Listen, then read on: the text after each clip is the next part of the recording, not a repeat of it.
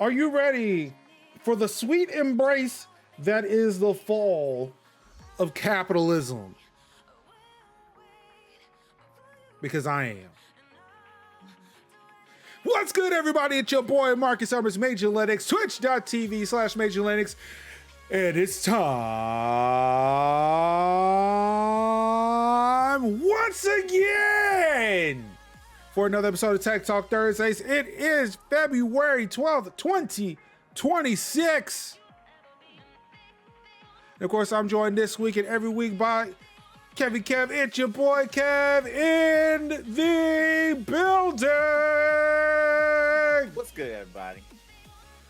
Woo! Of course, Sin is on the highways and byways as usual. Yeah, I need to fix my soundboard so I can put the air horns back. What's going on, Ruin? What's going on, E? How y'all doing? How y'all living? How you feeling? We got a packed show for you all today, mainly because we won't be here tomorrow. We won't be here next week because it's our birthdays and we do what we want to. Do what we want to. Do what we want to. Okay, I'm done. So we're gonna go ahead and get into it. We've got full stacks of articles. Every topic that we cover on this show has a fucking story. Yeah, it does. We got some tech, we got some gaming, we got some content creation, we got some hardware and software update news, and a deal. That's right. It's gonna be noise. Yes, noise. Noise. Noise. And you'll see why it's noise when we get there. Yeah. Starting off with what kind of fucking dystopian hellscape we living in. The Super Bowl will fill you in. Yeah. Yep. Apparently, when they said they were bringing jobs back, they were bringing jobs back to the unemployment line with all these fucking layoffs. Yep. Why is a content creator buying a fucking bank? What in the Bond villain? Remember to update your shit. All day, every day. And like I said, we got a noise deal for you today. Noise deal. Noise. Let's get into it. It is Tech Talk Thursdays, starting with Microsoft will start refreshing secure boot certificates in March for Windows 11 and Windows 10 ESU users. Of course, ESU is extended support. Of course, if you are unaware about the Windows 10 timeframe, Microsoft started they started implementing the secure boot a while before. I want to say Windows 7 or Windows 8, if I'm not mistaken. This is 2011, so what's that? That's Windows 8, right? That's got to be Windows 8. This is Windows 8. Yeah, 8. Apparently, enough time has passed to where those secure boot certificates need a little bit of updating. So in the March, probably in their March Patch Tuesday release, computers, especially running on Windows 11, because secure boot has to be enabled in order for you to even install it, allegedly, you'll be getting some secure boot certificate updates. So please make sure that you do so. Of course, secure boot, for what Microsoft and all those PC manufacturers will tell you, is to make sure, you've got nice signed code. Nobody's going to run some malware on your shit. But it really do fuck all sometimes. It may make some things secure, but I mean, some security is better than no security. But look, still, just be careful where you clicking shit on the internet. That part. All I know is secure boot makes installing Linux on computers very, very difficult. So there are probably going to be a whole bunch of Linux machines that won't have this update. But hey, y'all didn't care to begin with.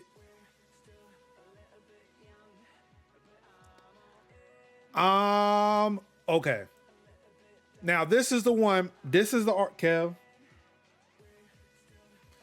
Did you catch my latest TikTok video? I believe so. So one, I cannot recommend enough. This DJI Mic Mini, can't recommend it enough. I do want to show. Plugs in USB-C into phone to most modern smartphone devices and even to computers that support USB-C. But also has a little jack there. You see, I'm not sure if it's going to show it very well because of the light and whatnot. Oh, there you go. I can plug it into cameras. So because of TikTok the other day, I had to use my camera and my little microphone to record a TikTok video on it. And had to use Premiere and all this other shit to get things edited so I can put it on TikTok. Because TikTok US launches a local feed so you can see what's happening in your neck of the woods. Now, this is where I get a little oh wait, hold on. It would help if I put the arc back. There we go. This is where I get a little pissed, a little miffed. And shout out to the folks over at Red Note. There was one person in particular said, a black person using myth? So yes. It was so silly, I used it twice. Somebody even followed me on Red Note because I used the word myth. Perturbed. I was rankled of sort. So I don't know who I have to blame here, right? Because as I was scrolling down, I happened to notice this line. This is an opt-in feature despite the app potentially collecting this data, whether the feed is activated or not, which again, if you check the term service, since those US backers bought TikTok US and whatnot, they're collecting that shit anyway. The feed is set to off by default, but can be changed via a trip to settings. I am here to tell you. Now, I don't know about everybody. And according to some people on TikTok who have noticed this too, that is a bunch of fucking lying bullshit. Yeah. Because the local feed showed in my app the day before this article went live.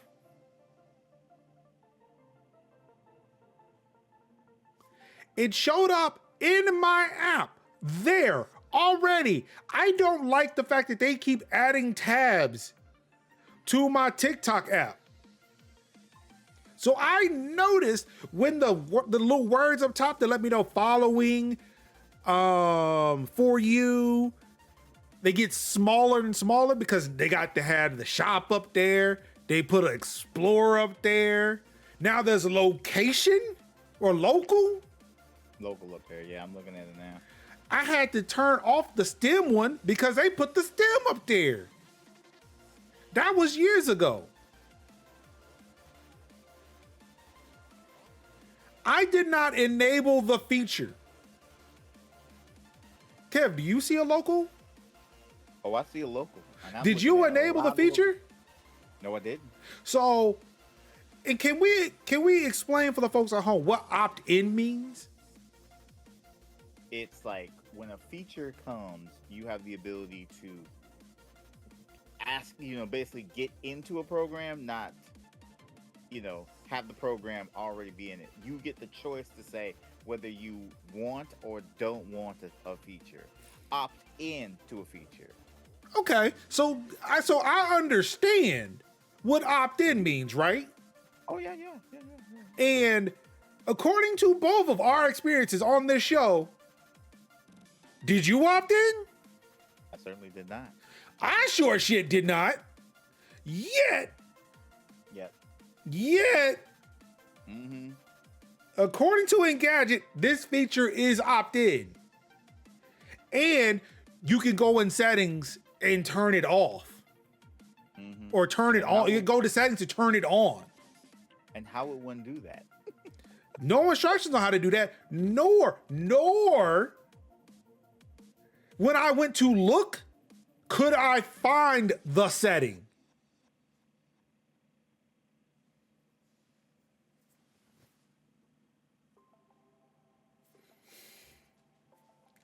So, who lying to me?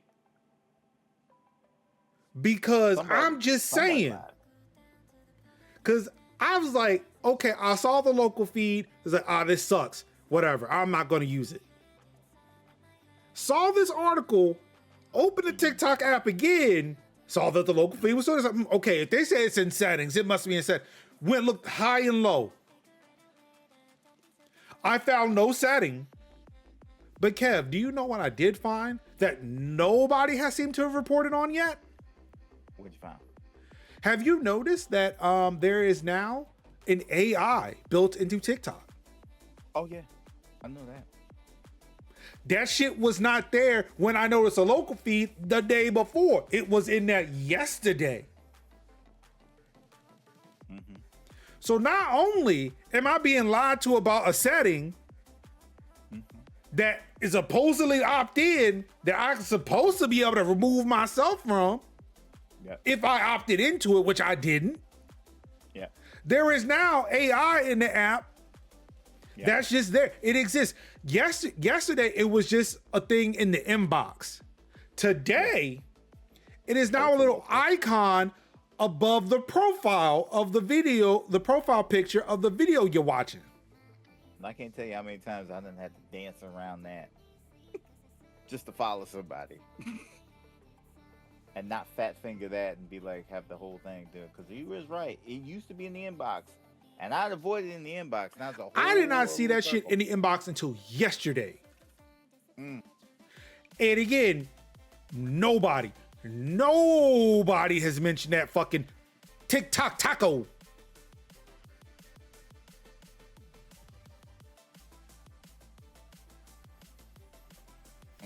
Kim. Yep. And it's saying that I'm really contemplating that I'm about to fucking leave the app. Like I don't like to leave like that. I don't like to be a person who's announcing shit. Yeah. Yeah, we don't announce our departures. But this right here got me so fucked up right now. Yeah. Cause you tell me this shit's opt-in and it wasn't. No. And then nobody's talking about this fucking AI bullshit. Like, I get it when people are like, nobody's talking about Sudan. No, we're all talking about Sudan and Congo. But I get what you're saying, but we are talking about it. We can walk and chew bubblegum at the same time, brother. Like, like. But like, I had to be careful when I said this. It was like, well, nobody's talking about the AI. I said, well, I'm talking about it, so I guess somebody's doing it. Whether anybody's listening is another conversation entirely. I always like to preface the fact of I don't like to say I ain't heard a lot about this. That works. I should incorporate that. Like, I might hear a lot of chatter about this. I'm not hearing a lot of chatter about this, and that's got me a little worried because I got me a little miffed. I'm a little rankled, you know, a little perturbed. All right, I'm turning them up now. If you blow your eardrums, don't blame me. Boy, if you don't get out of it. Like, I'm trying not to peek him. I done told him about his game.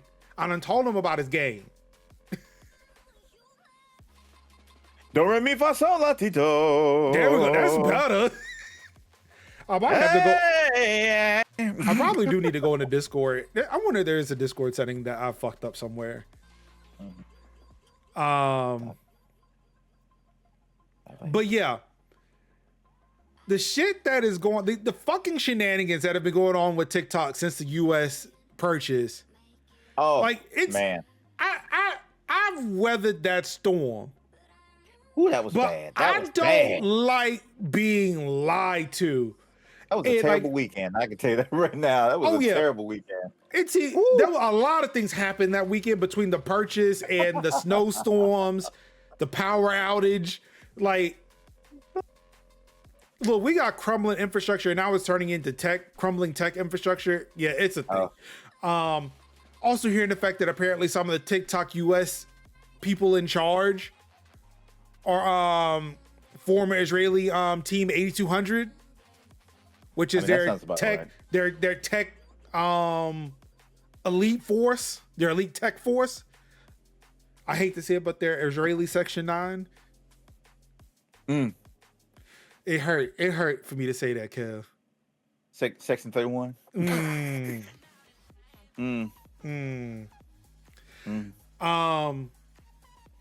Have to opt into Kev's audio. Stop it. Yeah.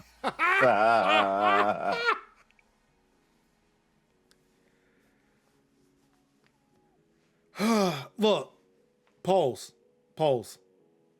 TikTok was there for me for a little bit, but I don't know. Like look, the audience is growing over on Red Note for me.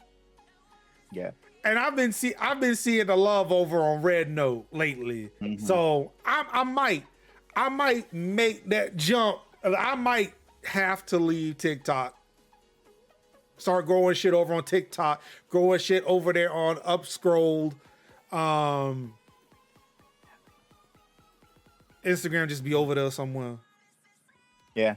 Also, like, look, and as much as we talk about fucking meta platforms, again, I'm still going to point, and we're going to talk about it later too. Threads is like the ultimate leftist platform for me, and I don't know how to deal. It's like, oh wow, really? Ooh. Yeah, I'm gonna have to fire up my Threads app back. It's interesting. It is interesting. It might be. But sometimes, look, you just need to know you ain't crazy sometimes, man. Sometimes you need your echoes to agree with you. It's like, look, like, it ain't this, like, I'm not crazy. I'm like, capitalism, am I right? That's all I need sometimes. It's like that clip with a lot of African like businesses like with like hairdressers and stuff.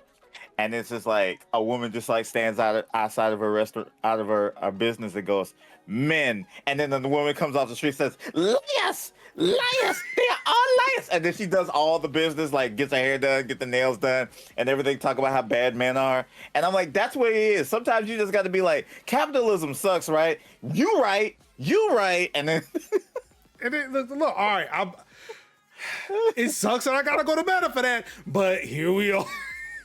Here we go. I mean, like Blue Sky ain't giving me that. I mean, great, and I guess that's what I get for like non-algorithmic, or they are algorithmic. An algorithm is how a list is sorted. So technically, if it's from top to bottom, that is technically still an algorithm. Boy, that was an argument that people had on Mastodon one day. Blue Sky's almost like, man, I really just need a quiet place to read. That's Blue Sky for me. A quiet place to read. This is nice. Look, somebody, like, did you see that thing that happened in Blue Sky? I didn't see any of that, guy. What happened? Somebody made an app, like a little web app that was like would kind of chart where you are on the spectrum of Blue Sky users. Yeah. And it confirmed what I figured Blue Sky was for me. Is like, okay, yeah, this is where I go find out about games. Yes. Until we're talking about a social issue, but not to the extent of where Threads is for me. It definitely not where Mastodon is. It's like I can actually look at all of my my Fat Kid deals and not have to worry about everything jumping into the mix of that. I can just be like, I can just read all my Fat Kid deals.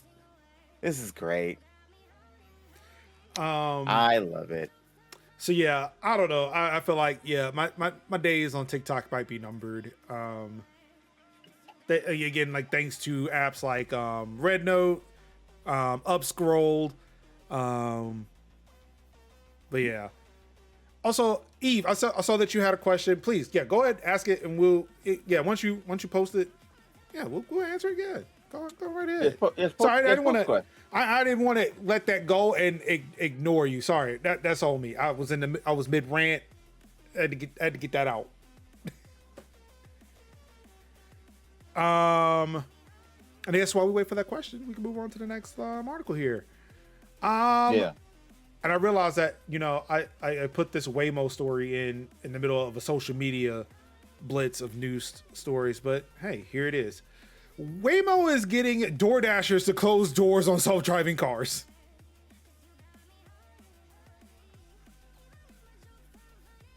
Hey, in between, hey, why you delivering them chicken fingers? You mind stopping by here real quick, closing the door for me? Appreciate it.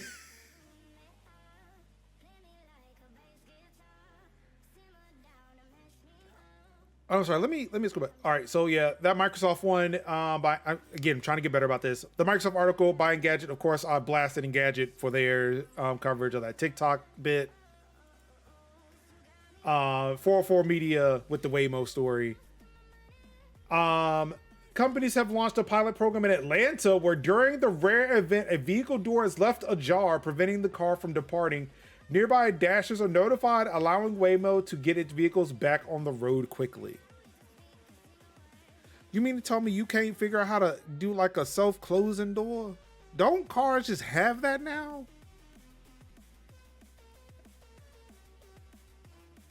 Yeah. Or is that the trunk? No, like there's some like I know they're electric cars for the most part, but like when you hit the brake button, it closes the door. You mean to tell me you can't talk? Because this looks like a Jaguar in this picture, right?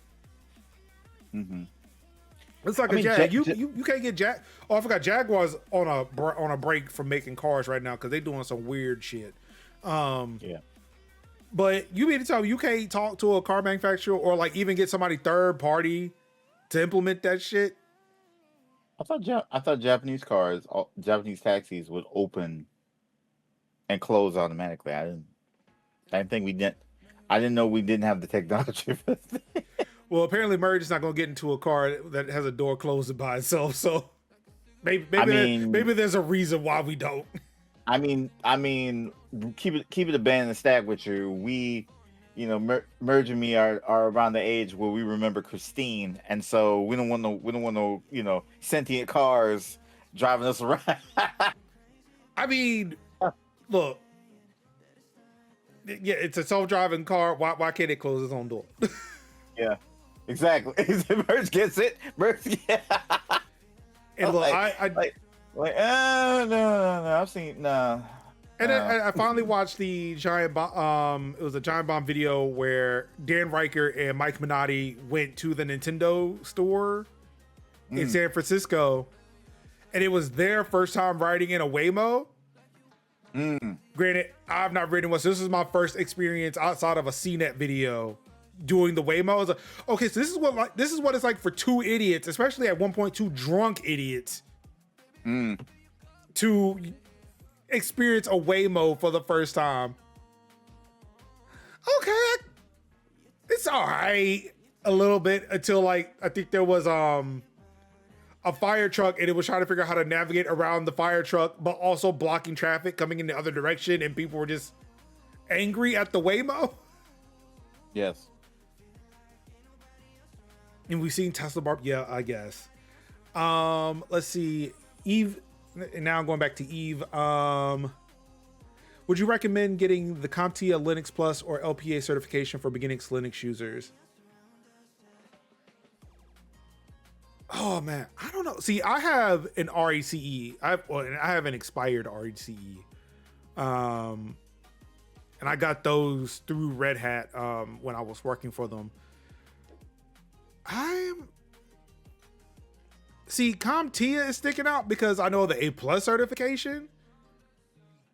And I can't remember LPI. I feel like I've heard of the LPI cert before too, but I don't remember much about it. I don't have enough information to kind of like figure out like which one would be better. I I wonder if, like, it seems that those are just like generic Linux certifications. I actually wouldn't mind trying to get one of those myself, because the latest Red Hat certs are all Ansible based, and I'm like, can I just learn how to use Linux as a Linux person and not as somebody who is having to deal with automation all the fucking time? Please.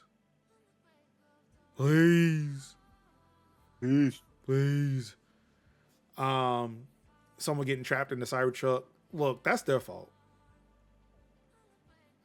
I want to try Waymo, but I got to drive like an hour just to be in the area for them. I mean, at least you get to drive to a Waymo. I guess I can go to Atlanta and ride a Waymo.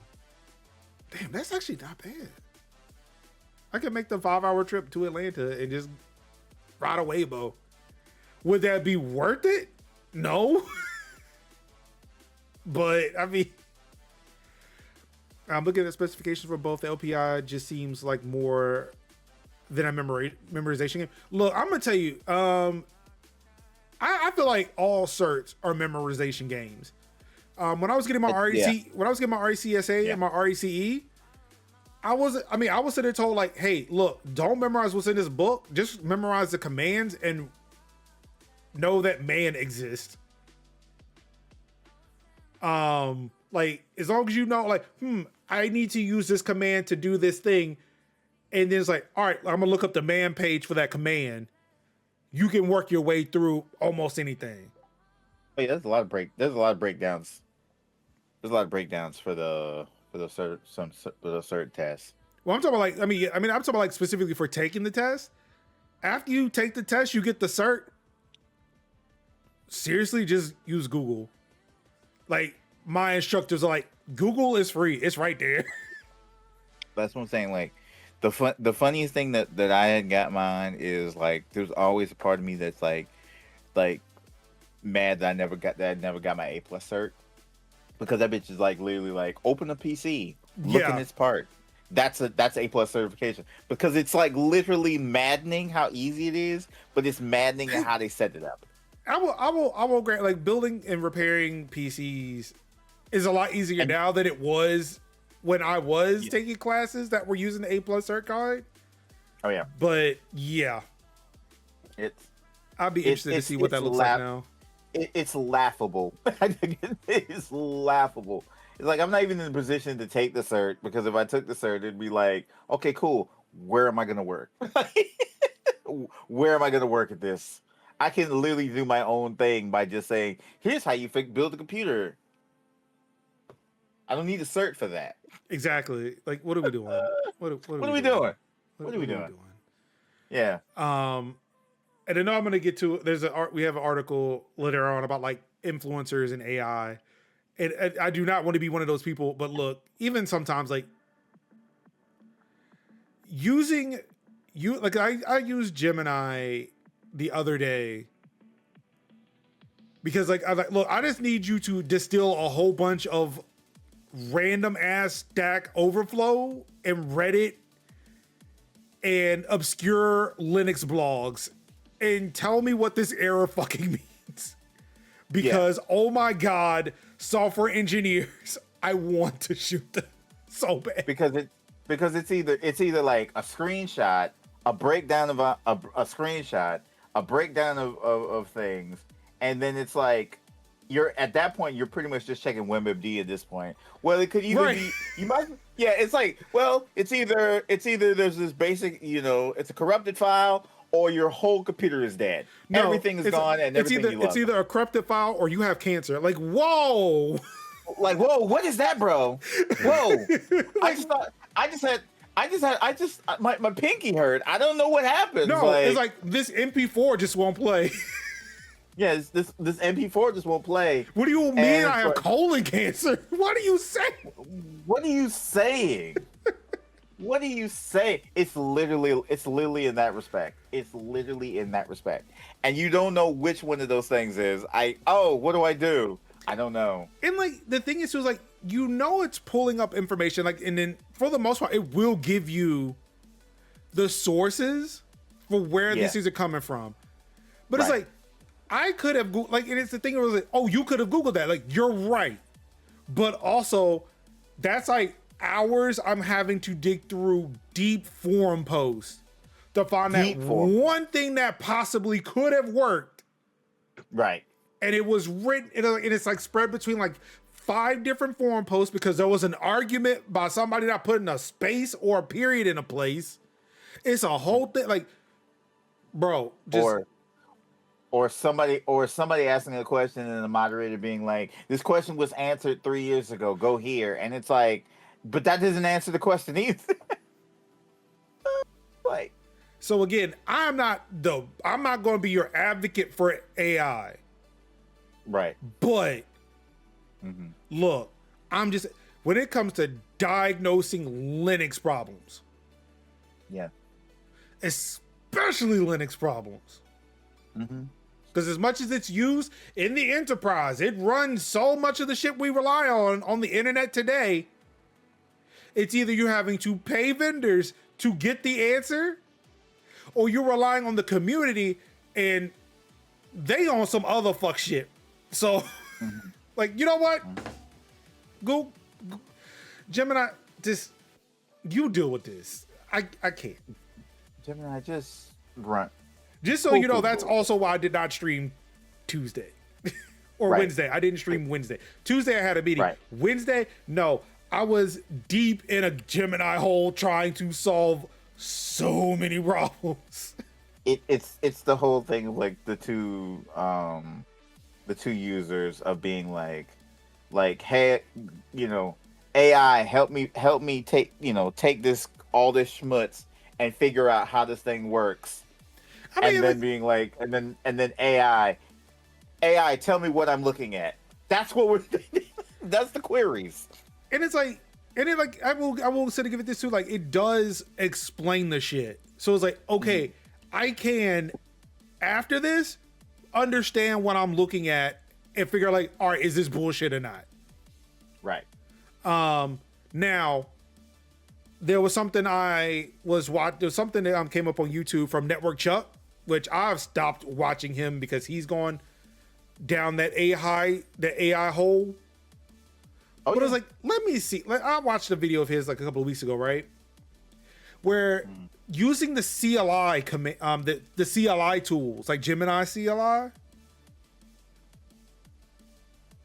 Ultimately, with him admitting that he uses it, like he was like, "Oh, I like to write my scripts, but I use it to do my research, and it and I'll write things, and then it becomes a critic." I'm like, dog, you wrote none of this. Please stop. But to see what the Gemini CLI will do, and like having him use all these agentic AIs in the command line, I was like, okay, you know what?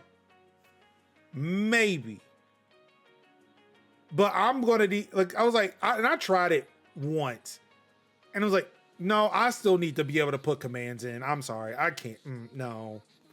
Yeah. I don't know if I like the fact that the AI is putting shit into my damn servers, bro. I won't like that. I don't like that at all. Also, Ruin mentioned vibe code. I will try things at least once. Oh, yeah. And I was trying to think about what I would want to vibe code. I tried to vibe port a website last week. Did not work out very well. But also, I think WordPress was the main thing I was fighting against, not the AI. Because WordPress and Elementor have a chokehold on CSS. And trying to translate that into like regular CSS. Look, Gemini was like, and also Copilot was thrown in there too because I was using VS Code. They both were like, yo, dog, just stop. Yeah. No, we can't do this. To where my dream of turning majorshouse.com into a static website as opposed to a WordPress website, I gave up on. It's like, you know what? It's just gonna be WordPress. Like, fuck it. I just can't. Yep. Vibe coding, you know what? I tried something tangential. And I'm telling you why, since you're tuned in to status where I'm playing game, you know what? Maybe let's not vibe code shit. This is not. Yeah, MageShouse.com will forever be a WordPress site. Like, the most I can do is make sure my servers are hardened enough to where it's like nobody's gonna cause some major vulnerabilities. Now, granted, that site is all in a Docker container, so I don't know how protected or unprotected I am. So there's that. Yeah. Hugo. Like I say, What bespoke is solutions. Hugo?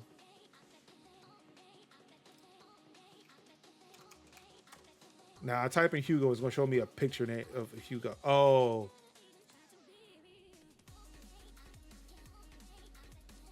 Now, see, I will now. This is what this is built off of. Markdown, because I was looking at 11T the other day.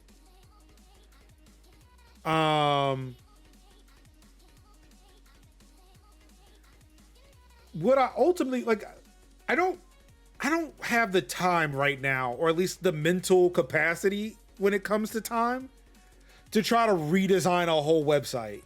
And like 11T was about to make me do that. And I'm like, I just don't want to do this. But yeah, it's looking like it's starting to look that way now. Whereas like I might, if I want to get off of WordPress, I might just end up having to do a site redesign and find something similar to what I have, that way I can like just move things over.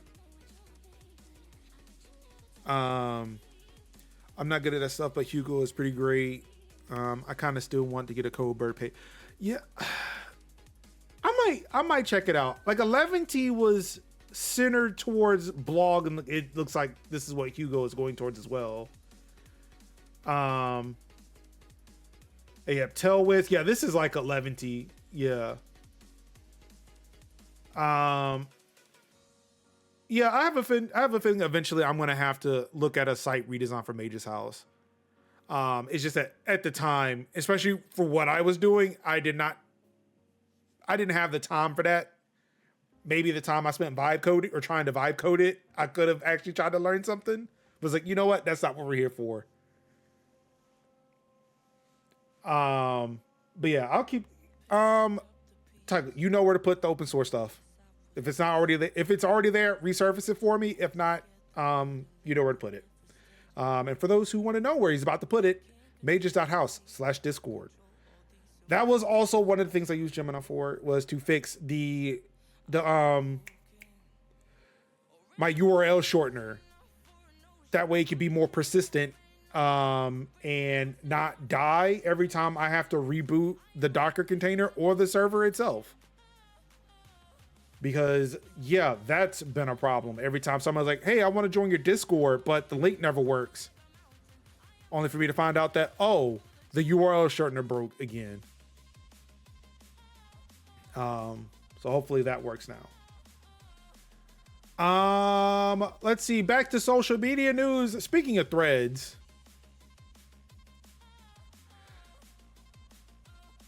you know, there's been this weird thing on Threads where people was like, almost like they're praying to the algorithm gods on Threads. Like, dear algorithm, help me find people that do this, and this. Well, for the first time and probably ever, Meta listened and gave the people a tool to be able to do that. Like, actually ask the algorithm to tailor it for them.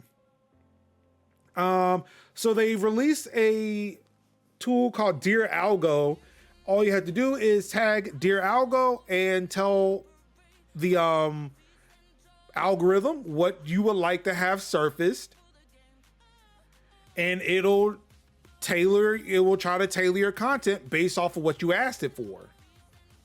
Of course, people are already on, like, the things only existed for like a day, and people are always like, oh, this is just AI. Like, No, dog, it's really just algorithm manipulation, but you're kind of being direct with it. Yeah. I will say, like, I've actually gone on there and actually when I shared the post for it, I was like, look, back in my day, we sit there and beat the algorithm to submission with sweat and grit. Yeah. Like before, like I see people now say like, dear algo, give me more socialists and communists and people who are anti-capitalist and want to burn the system down. So, child, I was here since January 6, 2023, doing that manually. Mm-hmm. Liking and reposting things and just beating that algorithm into submission until that's what it surfaced for me. Like a blacksmith's hammer. Yes. Upon an anvil. Like TikTok, same way. Yep. You got to get the algorithm the way you want it, and it's like the algorithm is. It's like people be out themselves. Like the algorithm be showing me like weird things and sexual stuff, and it's like, sir, that is what you be into. It's like, yeah, like I don't have that problem. I don't have that problem. I don't know what to tell you. Like, I wish I could get some slightly upbeat, happy, cars and other content. Maybe I would like to enjoy a thirst trap every now and then on TikTok. You know what I don't get on TikTok? Cars and thirst traps, because that's not how I beat that thing into submission. You said I am here. Now, Red Note, on the other hand, that did give it to me.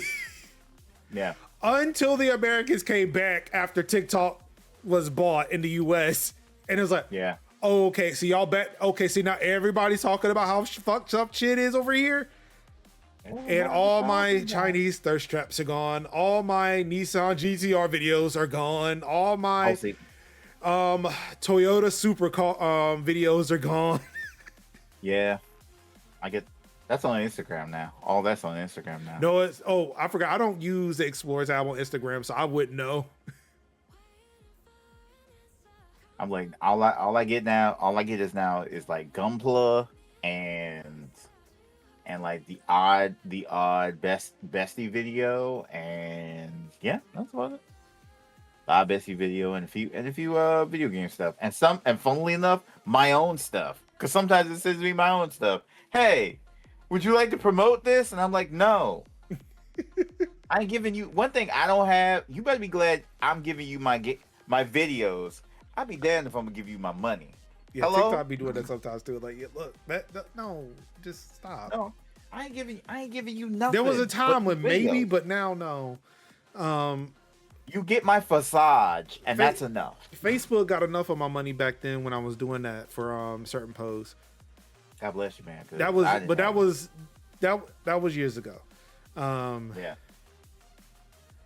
Let's see. Verge says, I just want to watch videos of leopard geckos and tegus. Why are you showing me fitness ladies? Look, there was a time when like Instagram's ad algorithm was fucked up. And I was like, okay, yeah, because we talked, like Ruin mentioned, like we were talking about the YouTube algorithm the other day. Yeah, like I was sitting getting ads for like crypto and trading cards back during the height of COVID.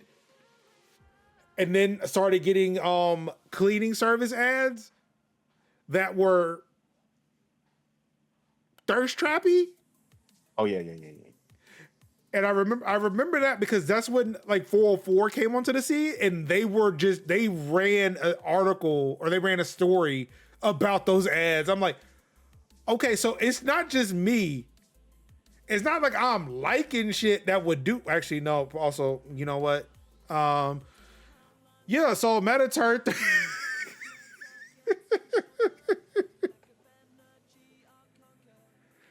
Continue before you out yourself. Look. Somebody told me that there were thick cosplayers on Instagram. Oh yeah. So yeah. Yeah, my homie is one of them. Yeah. I know. I love her. Shout I to mean, Jasmine. and again, probably the best people on the planet, wholesome people, but they know what they're doing. We know what time it is. I know what time it is. I'm like, okay, I see. I see you in the sexy Midoriya bit. I got you. And there have been people I've had conversations with who I didn't know was doing shit like that. I'm like, yeah, I gotta stop. I can't. Yep. I can't. I'm not looking at you the same way as I used to. And now that I stop, it's like, all right, yep. See, now we back on this wholesome shit. But look, I understand you gotta do things you gotta do, but this changes the demographic. This changes the dynamic a little bit. Yep. Sometimes it made you think, damn, would they know if I subbed? Do I create a new account and just like make sure I have so many degrees of separation between me and this account?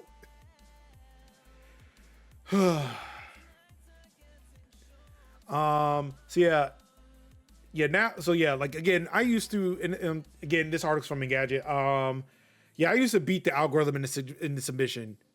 Now you could just tag Dear Algo on Threads and it will adjust it for you for about 3 days. So I guess it's giving you enough time to like follow or interact with that content that it's pushing to you, like pushing more to the forefront for you.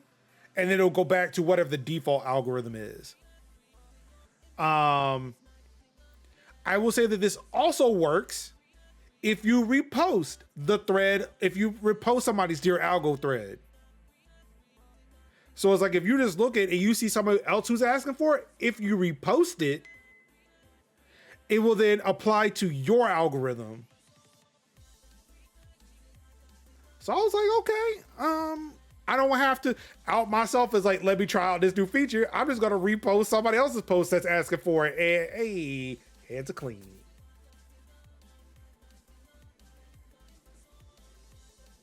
The main problem is if they put you in a certain demographic. It's the only reason I logged into YouTube so I can control what it's showing me. Like I said the other day, you have to tend to your algorithm like you tend to your plants. Yep. I will say that my YouTube algorithm has worked itself out. Like again, going through a lot of those Andor and Star Wars videos that I've been on for like the past week, it's helped kind of tamp some things down. Mine every so often tries to get me to watch Chicago Fire, and it's like, I will one day. I don't know about now, but I will. Chicago Fire, and I'm like, no, I don't know. Ruth says mine is fine now. It just has moments. I honestly think that there is probably somebody, because I'm signed into the YouTube apps on the Apple TVs here. I wonder if somebody tried to watch something on YouTube on a TV downstairs and it's what kind of threw things out of whack. I doubt it, but yeah. Yeah. In more meta news, Zuckerberg wonders why he has to do safety research on his platforms when Apple doesn't have to do it.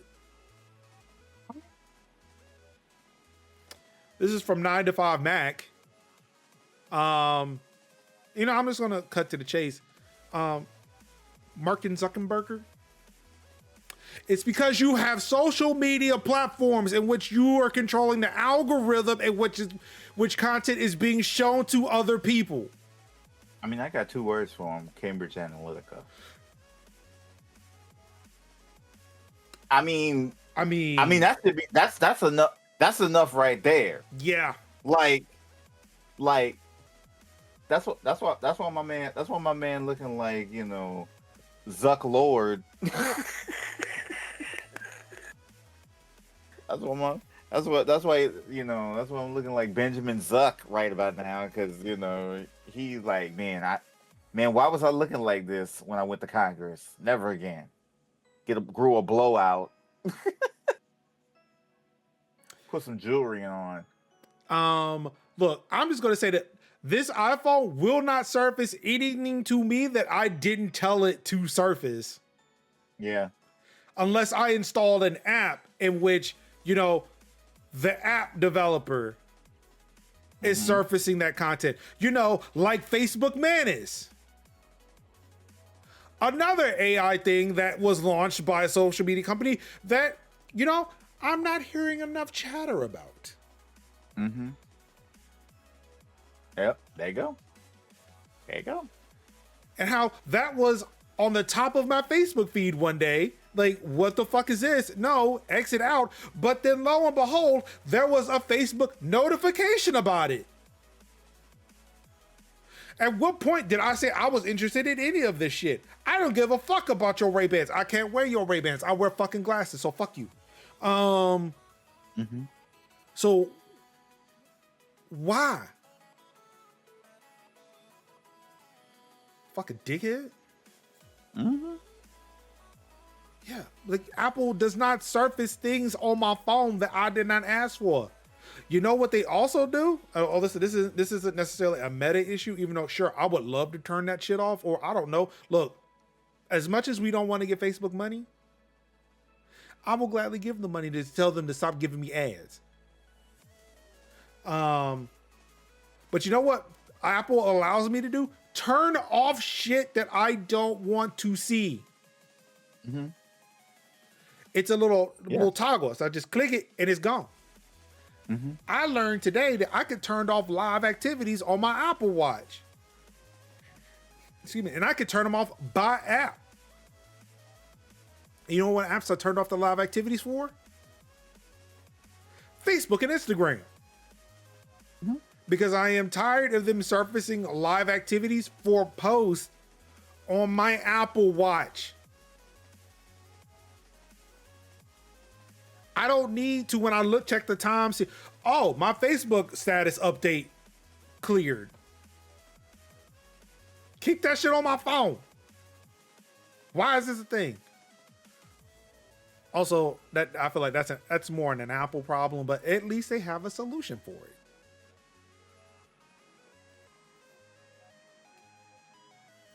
There are wallet ads on Facebook. I haven't know. Oh, also, I have ad blockers up out the ass now. So the most ads I see on Facebook are the ones that Facebook themselves are putting there, like again the Meta Ray-Bans or the Manus thing, like their products specifically.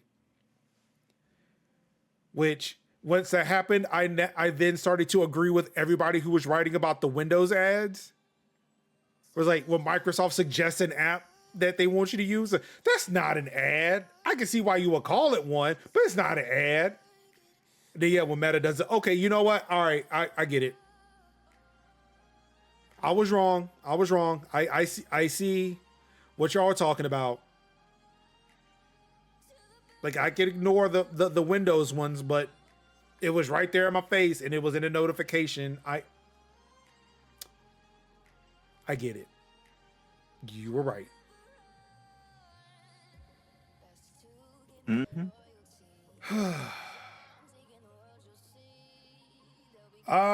more social and more tech related news. I guess we're going to switch from Fang. We're going to switch Fang companies now.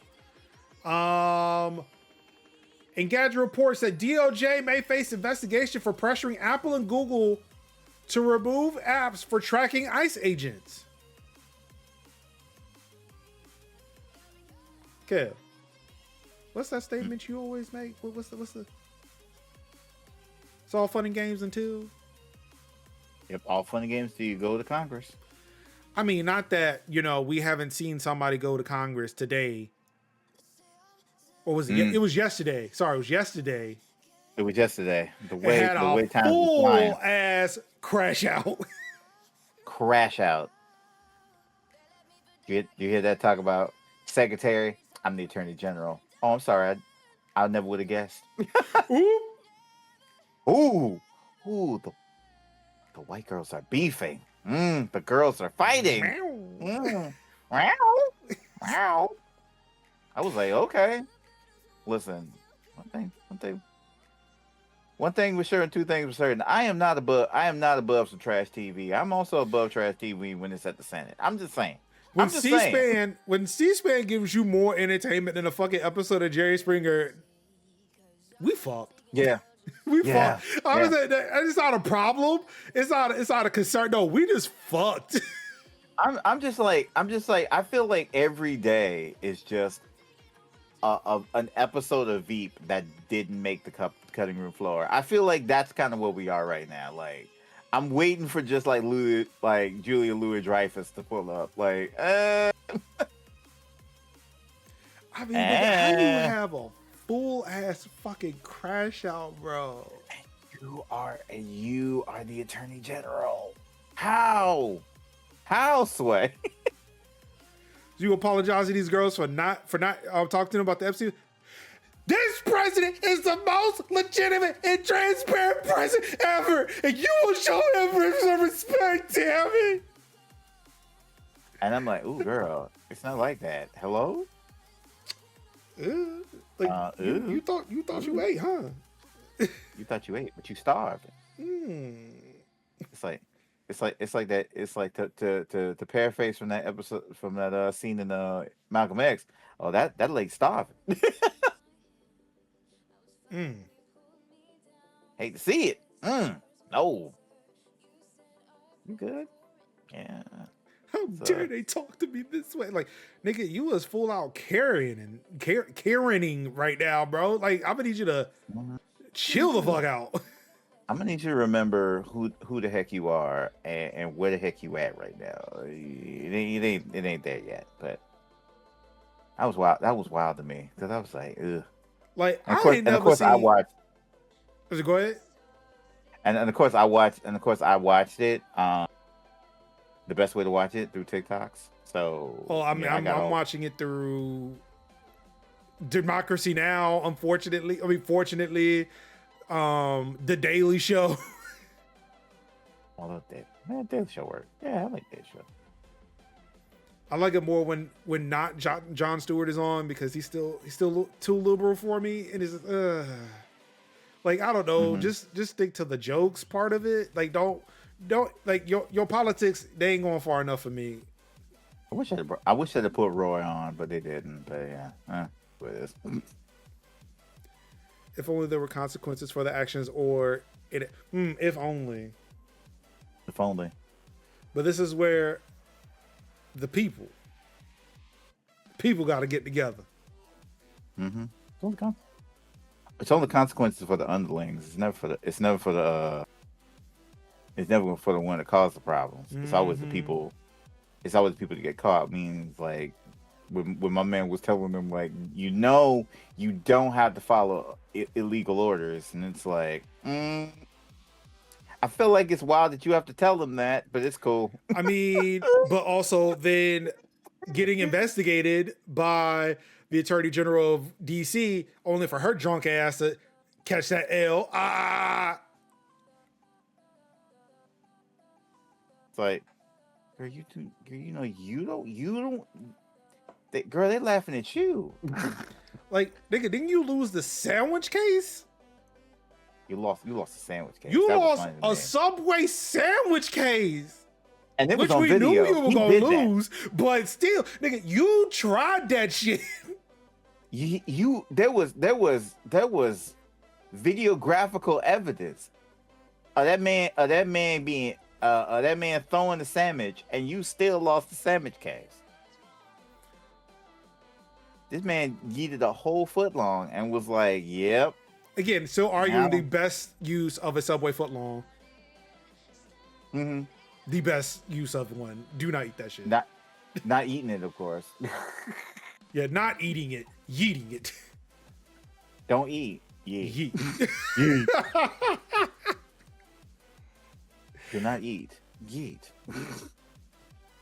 Forcibly push with hand.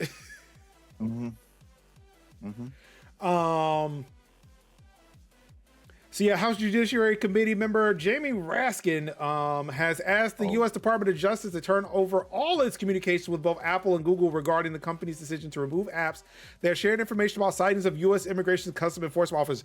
Oh, them punk ass motherfuckers. Oh no, they're following us. Oh, what are we gonna do? I fear for my life in the safety of a big ass Chevy Suburban. They're following me with the Prius. They followed me with my security team. Oh no. We got big guns, but they keep yelling at us and blowing whistles. Oh no. These are motherfuckers talking about like, y'all snowflakes, facts over feelings. Bro, one, y'all ain't bring no fucking facts. You are afraid. Y'all the one talking about fucking everything is being canceled. You want to cancel this, you want to cancel that, everybody. And then when somebody say, yo, ICE is here. Oh my God, stop telling on us. I don't know if I want to go to work today. You keep being mean to me. They won't let me. It's like that's the whole ball game. It was always like they wanted to look good. That's the whole thing. It's not just power. It's not just the power to them. They want to look good too, you know. And that's why the White House be trying to push them memes so hard, bro. It's like, man, come on. Like, for one meme y'all push, there's like 1,000 videos of y'all just being pussy. Like, what are we doing? Yeah. It's like y'all want to be feared, but y'all ain't got the swagger about it though. Y'all ain't got the juice. The corn got more juice. You ain't even had the juice. You got the Sunny D. Like, you know. Nah, y'all got the purple stuff, bro. Yeah. Y'all got the purple stuff. Y'all got the purple stuff. Y'all ain't even the Sunny D. Y'all got the purple stuff. That's what y'all is. Y'all too fake. Y'all too fake for the fake orange juice. Y'all purple stuff. Y'all Hawaiian. Y'all Hawaiian punch. No, y'all both cold and hot at the same time. No names. Y'all are worse than Dasani water. Ooh. Damn. It's like when y'all ice melt, it's worse than Dasani. Well, not even tap. It's Dasani. Ugh. Hate to see it, bro. It's like it's like AI data center water. Ooh, Lord. It's hogwash water. It's backwash. Yeah, Lord. Literally backwash. It's backwash. Ugh. Oh Lord. Y'all department should have run by a fucking pageant queen that's gonna shoot a fucking dog, and like the smallest motherfucker who got a Napoleon Nazi complex. I'm finna say not too much on Napoleon now, because at least he put the rubber to road. I mean, he did up until he hit Russia. Up until he hit motherfucking Russia. Like me. Yep. Russia said, yeah, nah. Like a lot of things to hit Russia until it got cold. Look. Say what you want about what's happening now, but look, back in the day, back in them early 1900s, I'm just saying. It got cold. And when it get cold, I'm just saying. The proletariat. Look, we got you, dog. Look, it's the hammer and the sickle. What's up? Get cold. All of a sudden. Oh, I mean, we saw what happened. They went up north in the ice, the snow, the tundra, and got mollywopped. We got. Imagine put an ice in your drink only to realize it was made from Dasani water. Oof. I mean, at that point, you just got to spit it out. This tastes like Greg Bavino. Ugh. You just got to hot split it at that point. No, thank you. No, I'm good. I'll just cough. Lord. Look, after all the AI imaging, the only thing you got is Dasani water. Damn, we about to die of thirst, y'all. I think somebody did say that on one of the things. Like, what if instead of like the AI, what if the AI just ran on Dasani water? I think that's when we would get Skynet at that point. No, that actually might just kill it. Yeah, that might just kill AI. It'd be like 2001.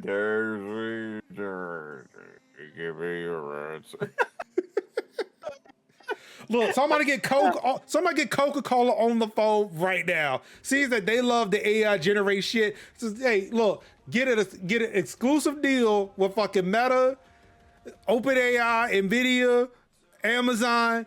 Run the Dasani water through the fucking AI data centers. Leave our fucking drinking water alone. Yes. Y'all clearly got pallets. We saw the pallets of Dasani water left on store shelves during these snowstorms in the South. Yep. Clearly, y'all got plenty of water. They were like, absolutely. Not even. I will just swallow these Kool-Aid packets dry. We'll just swallow them dry. But like, nah, I just boil the snow. It's all right. Yep. Look, it's just water. Look, they got rid of we solved acid rain. The water's clean coming out the sky now. Mm-hmm. But it's got plastic. It's fine. Yeah, it's a little microplastic. It's cool. Gives it character. But yes, yes, ice is the equivalent of frozen Dasani water. Yes.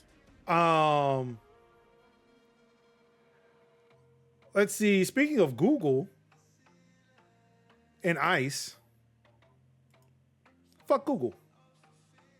I mean, yeah. I've already done this before, but fine. I will give you my email address. I hate this, but no, please. This is from The Intercept. Google fulfilled ICE subpoena demanding student journalists' bank and credit card numbers. For what?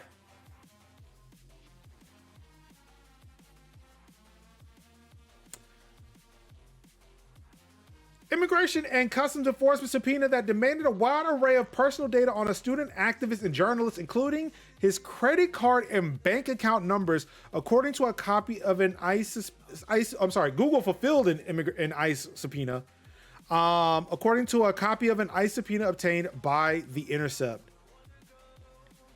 Amanda Thomas Johnson had already attended a protest targeting companies that supplied weapons to Israel at a Cornell University job fair in 2024 for all of 5 minutes.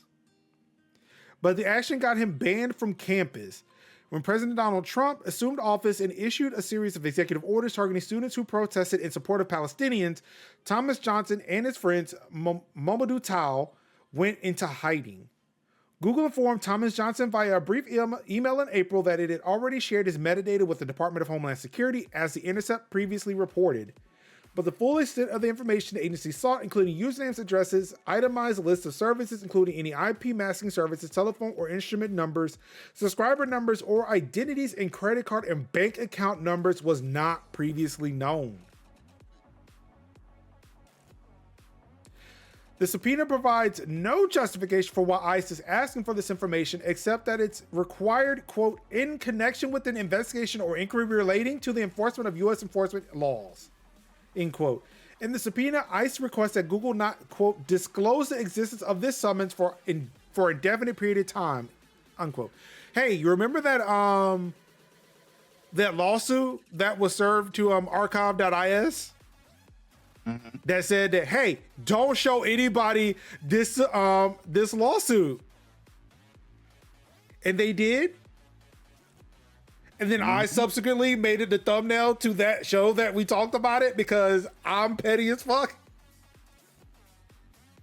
Yeah, this is what happens when you allow a fascist regime to take over, and when your opposition, sorry, let me put that in quotes for you. Your opposition does fuck all to stop it. Mm-hmm. You know, when you're saying, hey, we don't want to shut down, but in order for us to pass this budget, we need training for ICE officers and body cams, not the complete abolition of a fascist paramilitary force that is terrorizing communities all over the United States.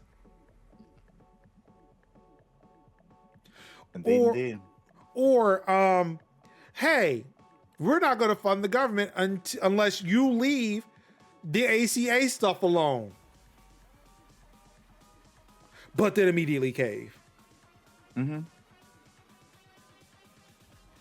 The same opposition that when they weren't the opposition was cool, signing deals and sending weapons and money to a terrorist state, killing innocent civilians for going on what, 2.5 years at this point? And still going despite a quote unquote ceasefire. Mm-hmm. 2 of them. That nobody's clocking them for. Like, not even trying to be like, oh, hey, might want to stop this. Oh, you know, from the same party who the guy in charge was it, oh, we're doing everything we can only to find out from his aides that he did fuck all? Mm-hmm. Who proudly said he was a Zionist on a mic? Like, not even a hot mic. He just walked up to, I am a Zionist. Said he was gonna bow out, be a one-termer, then ran, then had one debate and was like, ooh. Pretty much proving what everybody else was saying the entire time. And Big Nance had to tell him, if you don't sit your ass, and he was like, yeah, you're right, I'm sitting my ass down. And then we ran the cop instead. Yeah. Instead of actually having a primary? Not a cop. I'm sorry, you prosecutor, you cop. Nope. That's not the same thing. Gotta get it right now.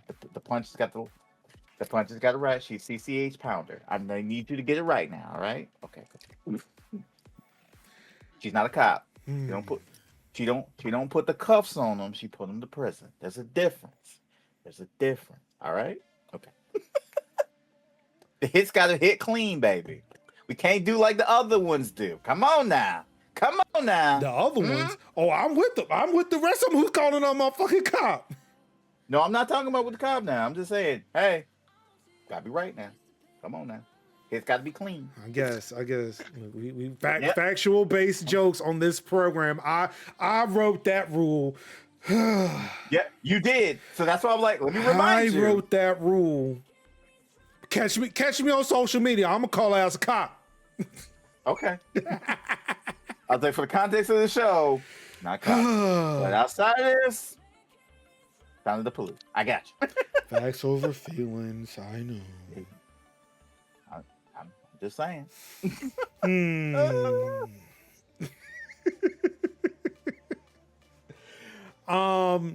But yeah. So about this, Google just handing over every fucking thing. Oh yeah. And again, when we were talking about last week, over-the-counter solutions to, keep your data safe. You know who hasn't done this? Apple. Not that, again, simping for Apple here, but I'm just saying they're going to have a tough time getting into my iPhone. They're going to have a tough time getting into my MacBook. They're going to have a tough time getting into my iPad.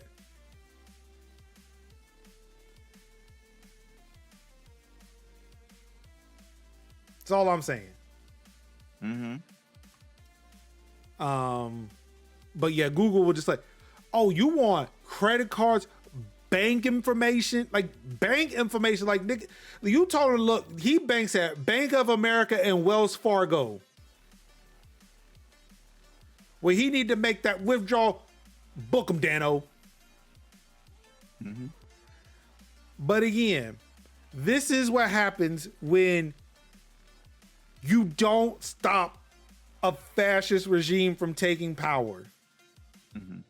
Because I said it before, I'll say it again. Capitalism is fascism. Neoliberalism is fucking fascism. Yeah, it is. Because as long as you are around to defend capitalism, when that is your sole objective, is to defend capitalism, or say that we can't change the system because too many people are going to be uncomfortable. And you ain't talking about the most vulnerable.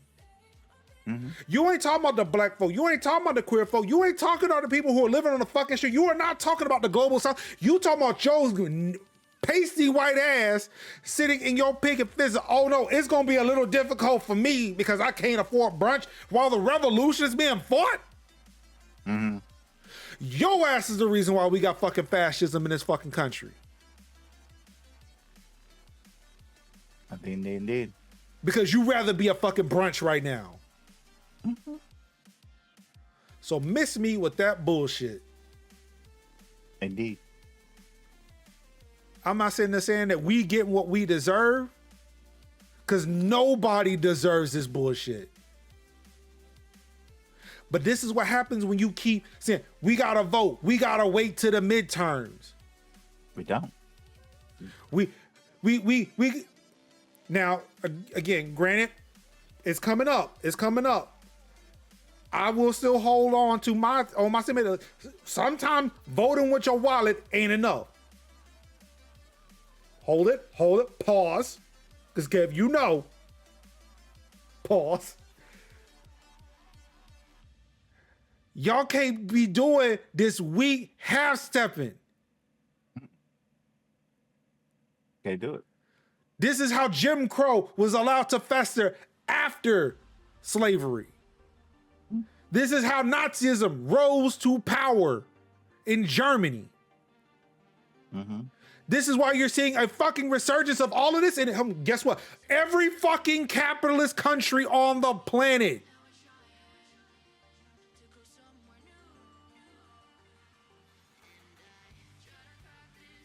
It fucking baffles me when people are like, oh man, like Venezuela, they're jailing dissidents. Like, have you stopped to ask who they're actually jailing? Because if you found out, oh, you'd be like, oh, they're like the January 6th guys. Maybe we should lock them up. Or I don't know, maybe you think that they shouldn't be locked up either because you got what you wanted. Mm-hmm. And now there's fucking killing people, robbing banks, beating their wives and children. Yep. Joining fucking ICE? Yep.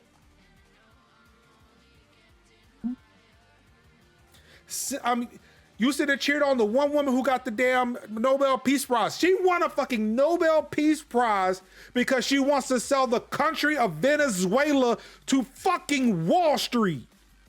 Mm-hmm. That's peace? Yep. And then gave that shit away. And then gave it to Trump. Yep. But and that's the motherfucker y'all were cheering for in 2024. And then wasn't when Maduro beat her ass.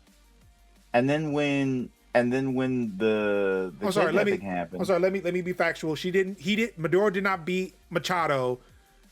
He beat Guaido was 2019. I forget who the fuck it was in 2024, 2023, one of the 2 years. But yeah. She backed that guy, the guy that Maduro beat. But y'all talking about like, oh, he stole an election. But then there were thousands of people from all over the world who told you otherwise, including, I don't know, the Venezuelans who live there. And then when he got pulled, like Trump was like, I don't know if she got the hearts and minds of the people. So even when Empire realized she ain't got the juice. Right. So you did all that for nothing damn 99. That's like that one congressperson who isn't taking a dime from AIPAC but still voting for Israel. Yeah. Nigga, you was signing this for free. You was signing this for free. Motherfuckers get millions. You doing it for free. You doing it for the love of the game. And that's not a great game. And the game is bad. The game is tiddlywinks, my guy.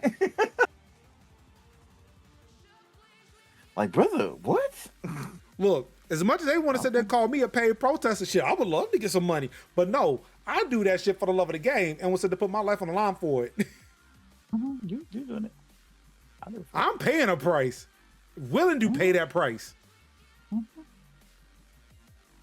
But it's just wild though. It's just wild though. Couldn't be me though. Couldn't be me though. Baby, nope. Couldn't be me. Couldn't be me. Sure don't want my name near the. Oh, I supported this genocidal country. That a good chunk of Americans are older than. And then be like, advocate against you. person who kicked this thing off, and then it's like, imagine like you kick this thing off, and then they're sitting up there, your boy is skinning and grinning with the person that didn't kick this whole thing off, but is also continuing to need to cash the checks. Like that's embarrassing enough. Like you started this whole thing, and then here you are with that person that ain't even giving you a phone call, not even a pat on the back, then even a handshake to your ops. Wild. But they the opposition, kid. Wild. They the opposition, kid. Huh? They the opposition, though. Right. But they the opposition though. They the opposition. Mhm. Opposition to us. Well, the fucking ops. That's what the fuck they are. Opposing us. Mm. But anyway, Because it couldn't be me though. could be me though, because And this is where my comment gets immediately shut down about, hey, you can't vote with your wallet. Dystopian Ring Search Party feature sparks public backlash. So hey, did anybody watch Super Bowl this weekend? Or this past weekend? I did. You did? I did. You did? I heard did. it was whack as shit. It was very whack. Except for that It was one like- part in the middle. It was like I can literally name like 3 or 4 commercials that were like actually really good. He says, very underwhelming game for the most part. Sphinx said they did not. Rumor says Amazon couldn't win people over with puppies. They really fucked up. Yeah. He said, not even sure how New England ended up there. Real talk. I don't know how to get that too. They must have got they must have got like accidentally backstage pass somewhere. Somebody must have lit them into the back end because them three quarters told the story. And when I saw that ad when they talk about the ring, the ring will help you find your dog, and I'm like, I think that's a problem. Yeah, I don't think that's a problem. I think that's a problem, Chief. I indubitably think that's a problem. Like, So let's get into it. This is come from 9 to 5 Mac. Yeah, Dystopian Ring Search Party feature sparks public backlash. As Ruin says, Amazon couldn't even buy hearts and minds using puppies. No, not even puppies. No. So for those who did not see it, Ring put out an ad during the Super Bowl showing off this new feature called Search Party, which, hey, if your dog goes missing, you can sit there, put in the Ring app. It was neighbors at the time when I used to have one. This was a house ago. Yeah. Boy, that sounded very, very bougie. There was a whole house ago. No, it wasn't. Whole house ago. My brother, you moved. I'm sorry. It sounded classist. Your summer house, brother. No, you didn't go to your summer house. It sounded very. It sounded classist to me. It sounded very classist to me. No, it wasn't. Okay. You're saying it isn't, but I'll just say it. To me, it sounded like that. I'm trying to be better about it. So look, you didn't go to your winter house in the Hamptons, bro. Jeez. You didn't go to like Napa Valley or Kennebunkport. You didn't do any of that, bro. You didn't. Jesus Christ, this ain't even the Gilded Age, brother. You really moved the house to a different house. That was it. Relax. So let's see here. Here's the ad. I'm not gonna play the audio just in case. That's her family. So look. Yeah. Oh no, the puppy is missing. Or all the puppies are missing. All the dogs. So yeah, like it just turns on the fucking cameras on every fucking Ring camera. And I was like, yeah, that's I don't think that's I don't like that though. Okay, hold on. I think there's the stat here. Hold on. Every year, 10 million, I guess, dogs go missing. Until now, well.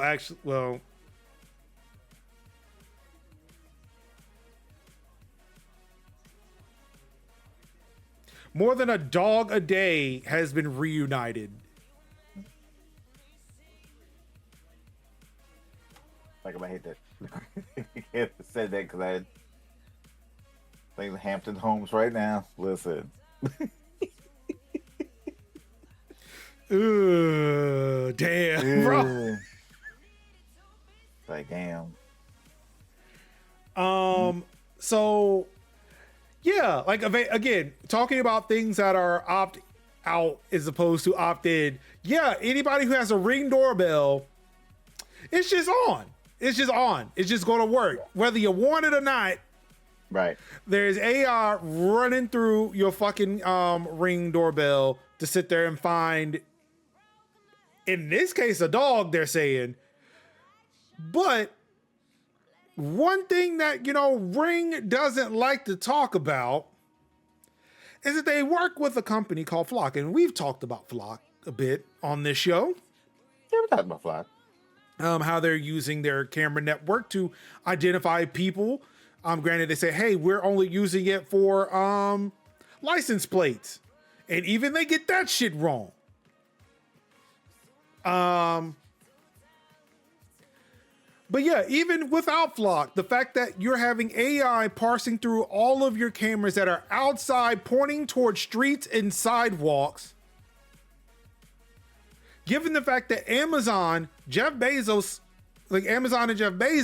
have given money to the Trump administration, who is probably sitting there using using that money for personal shit, but is definitely currying favor. And I'm pretty sure if the White House and DHS rings up Ring and say, hey, yo, we want to use some of your footage to go find some of these here illegals. They don't have, the technology already exists. They don't need to use the Neighbors app or whatever app this is. They can just run that shit on the back end and start looking for fucking human beings and start hunting people down.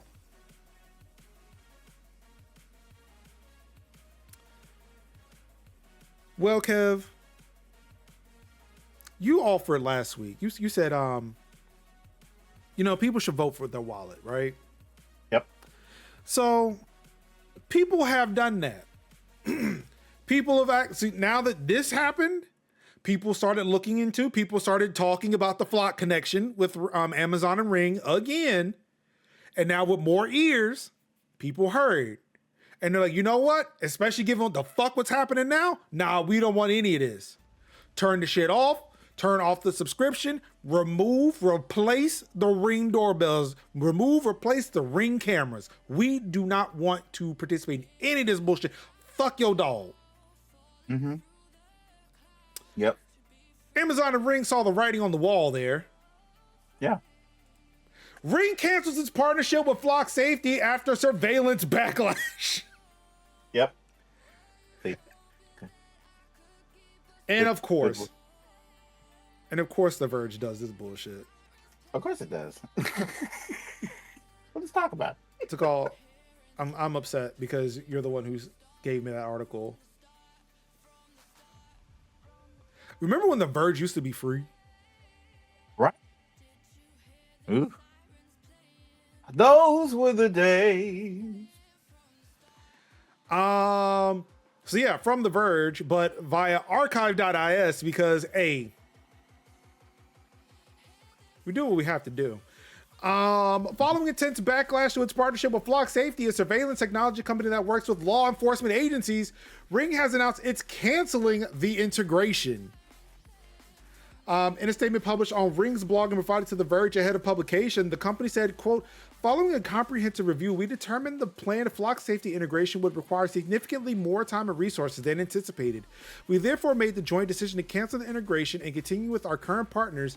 The integration never launched, so no Ring customer videos were ever sent to Flock Safety.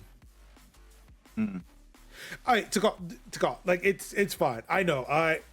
We do what we got to do. I'm just really just busting your chops on that.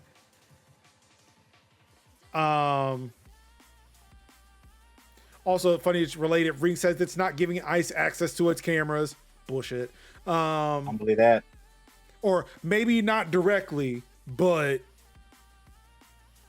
they asked nicely about it. Palantir definitely exists, and law enforcement has always had access to that shit. So they may not be getting it. Yeah, I mean, it's not even asked nicely, because there's been reports that ICE will just go to local law enforcement and ask for the footage.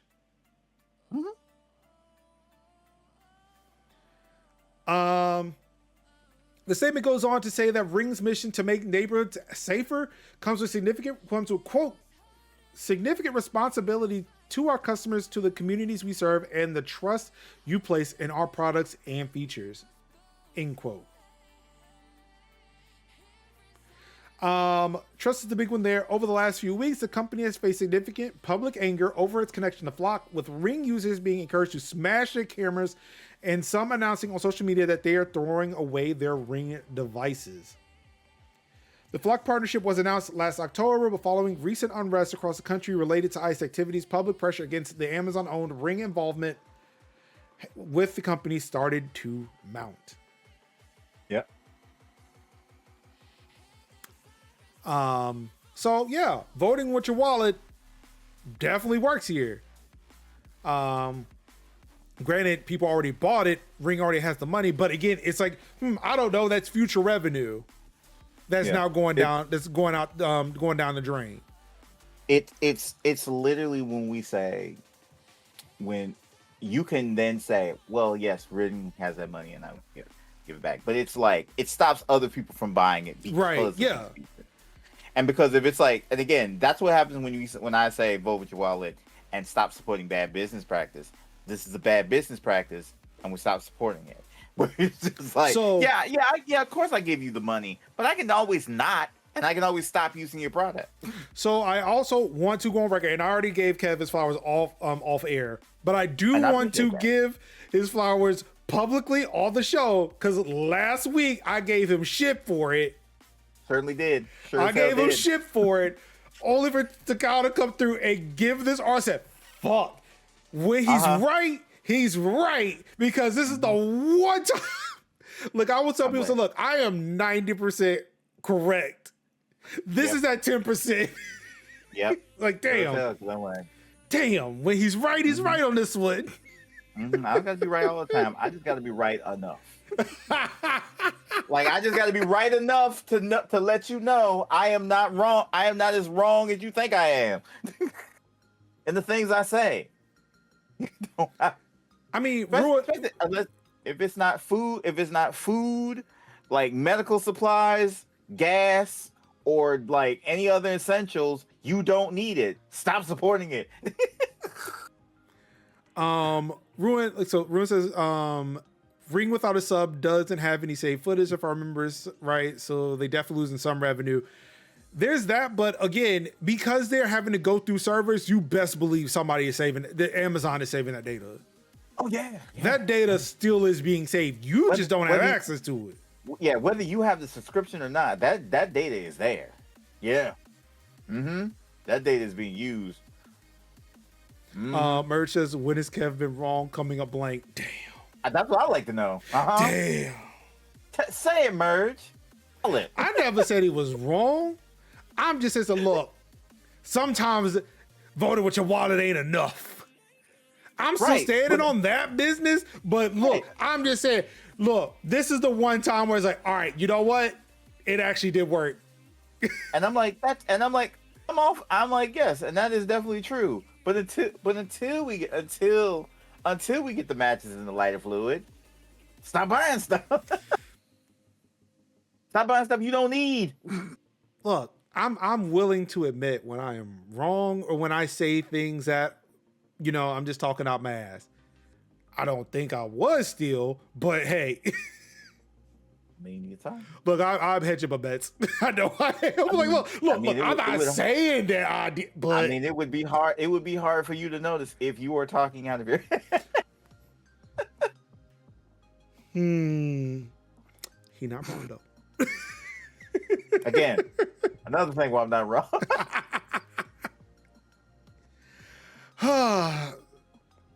Let's keep this ACAB train moving. Well, Flock may have lost Ring, but cops still have GeoSpy. Mm.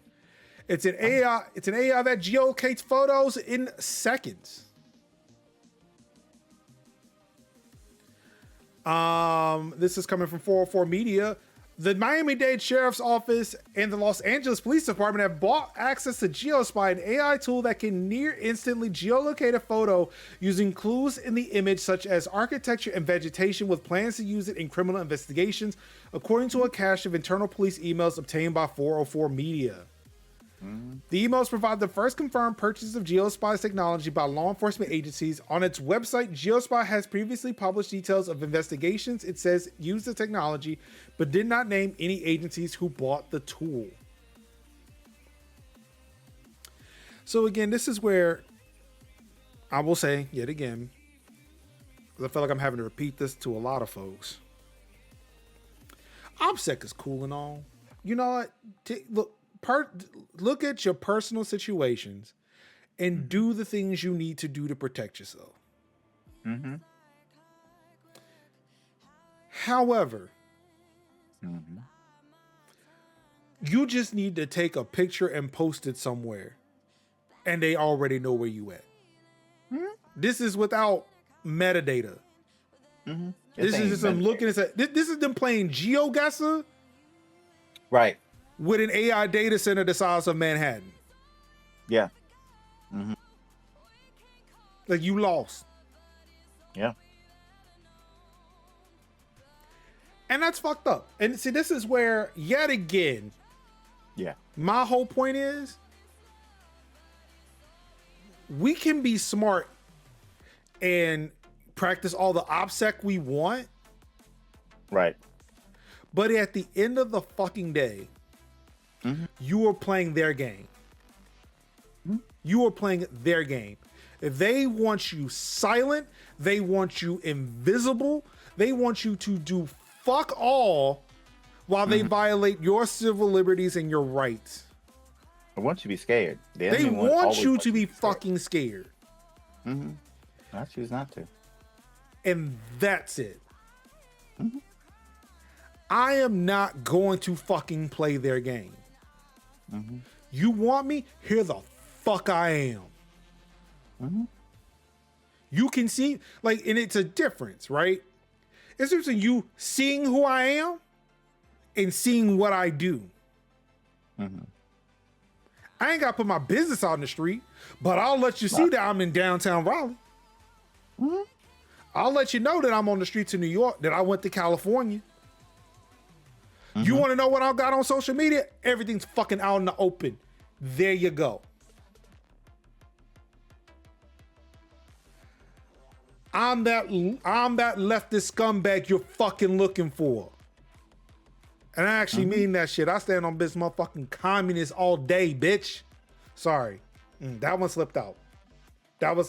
I've been trying to be better about it. You gotta give me the one. Give me the one. And then in the wow. Okay. I'm that commie scum you looking for. So I be about that like 24 fucking 7, 365. This shit don't take vacation, don't take no days off. I'm not about to sit out here, hide my face, hide everything because of the fact that I'm gonna let some fucking surveillance state try to crush my joy. I'm going to be 100% authentically my fucking self. Because guess what? You can mask all you want. You can try to hide from the surveillance state. You saw what happened to Keith Porter. You saw what happened to Renee Gill. You saw what happened to Alex Brady. They will fucking end you whether you like it or not, whether you are hidden or not. They will find you and they will kill you.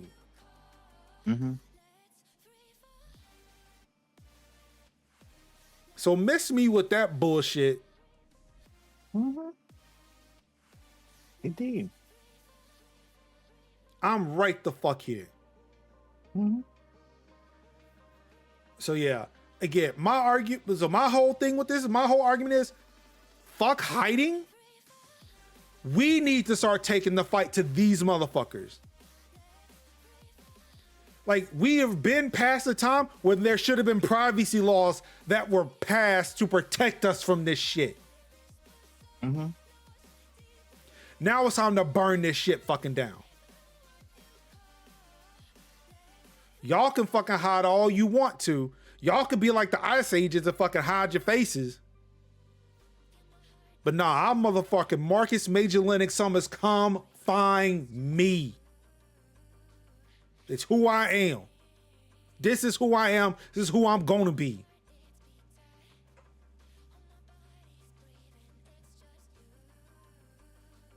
Like, I'm not, like, what the fuck are we even talking about now?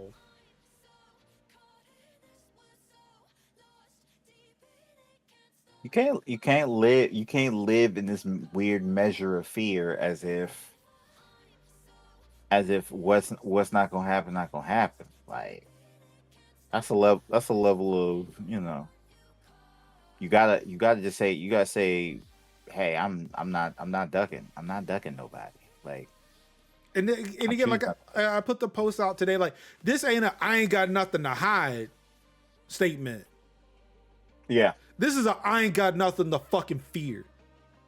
Right. Because like I say again, if you can't live your life because there are jackbooted thugs out there. I mean, there's always gonna be jackbooted thugs out there. The fuck? Like, nigga, that's our fucking lives. That's our fucking lives, brother. Whether you see this shit? Yeah. Whether whether they're undescript or whatever they are, they're gonna do what they do. Like. And so what we just have to do is, like, find that joy, take them pictures. Like, okay. Yeah, I said fuck Donald Trump. I was with a group of people who said that shit. Posted that shit on motherfucking TikTok. Yeah. What's up? Yep. How you doing? What's good? Be like Snake Meter. What's good? What's really good? What's really good? At the end of the day, it's like, at some point you just got to be like, you know what? Hey. See, what really gave me that fucking fire, and I'm not sure if you've seen this video, but was a brother who was checking ICE. They came to his work site. Yeah. That motherfucker stood 10 toes down and fucking just like, they had the guns out. One of them had the fucking hands on his gun. And I was afraid for that nigga life at one point. But that motherfucker, like, just with his chest, like literally his chest, walked them back to their cars. Closed the doors for them. He certainly did. And get the fuck off my site. Yeah, exactly. Like, I seen the video today. The woman and the property manager looking for somebody. That's the property manager on site, and she was like, "Can you open the door and let us in?" She was like, "No, I'm gonna let you in." Oh, you want criminal? Oh, so you want criminals in your apartment? I don't know who them are. And it's like, you the real criminals, like, sir. And what made it so bad? They was looking for their people, yo. They was looking for their people, yo. Same squad and everything. I looked at them faces. I looked at them mass faces, and I was like, "To be your own, be your own." Speaking of it, be your own people. Look, we need more black folk out there chasing ICE. Because the last thing we need is for white folks to keep shouting at black ICE agents, calling them house niggas. See, that part right there was like, there was people who were like, like, no. My folk were like, you know what? No. Right. Look, I'm for calling black ICE agents ICE niggas, but that's our job. Right. More of us need to be out there, be calling black ICE agents house niggas. Right. And I'm like, that's not a job for whitey. No. I understand the effort, but no. That's my job. I mean, you could basically say, like, you are a I don't even want to say house slave. No, that just don't come. No, you don't say that. That's us. That's ours. Right. I was like, say, you know what? We got it. It's cool.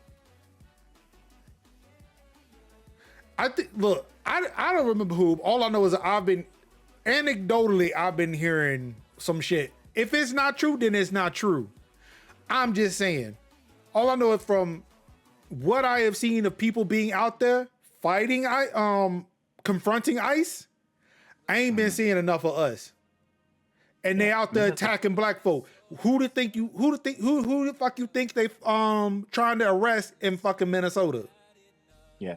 They're now going to Springfield, Ohio. I mean, there's a reason, but they going for black folk now.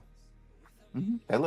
It's the equivalent of, and I want to be so for real, right? Like, and and I mean there'll be a little bit of a back and forth, whatever.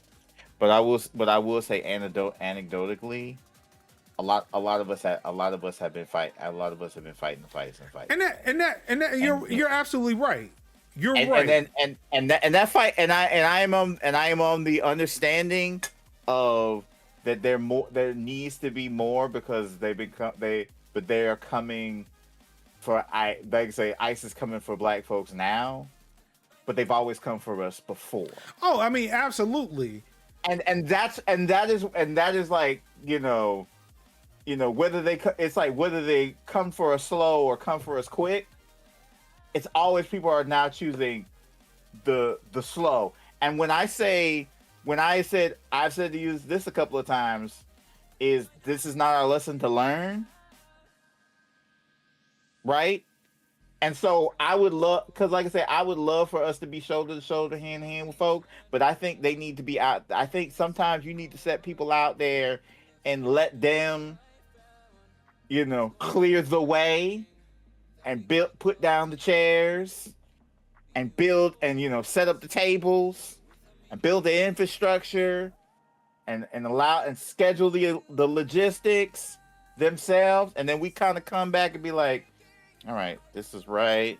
That could be fixed a little bit more, put some things right here, pick that up, move that table over there. Okay, now we're good. And then we can all come together.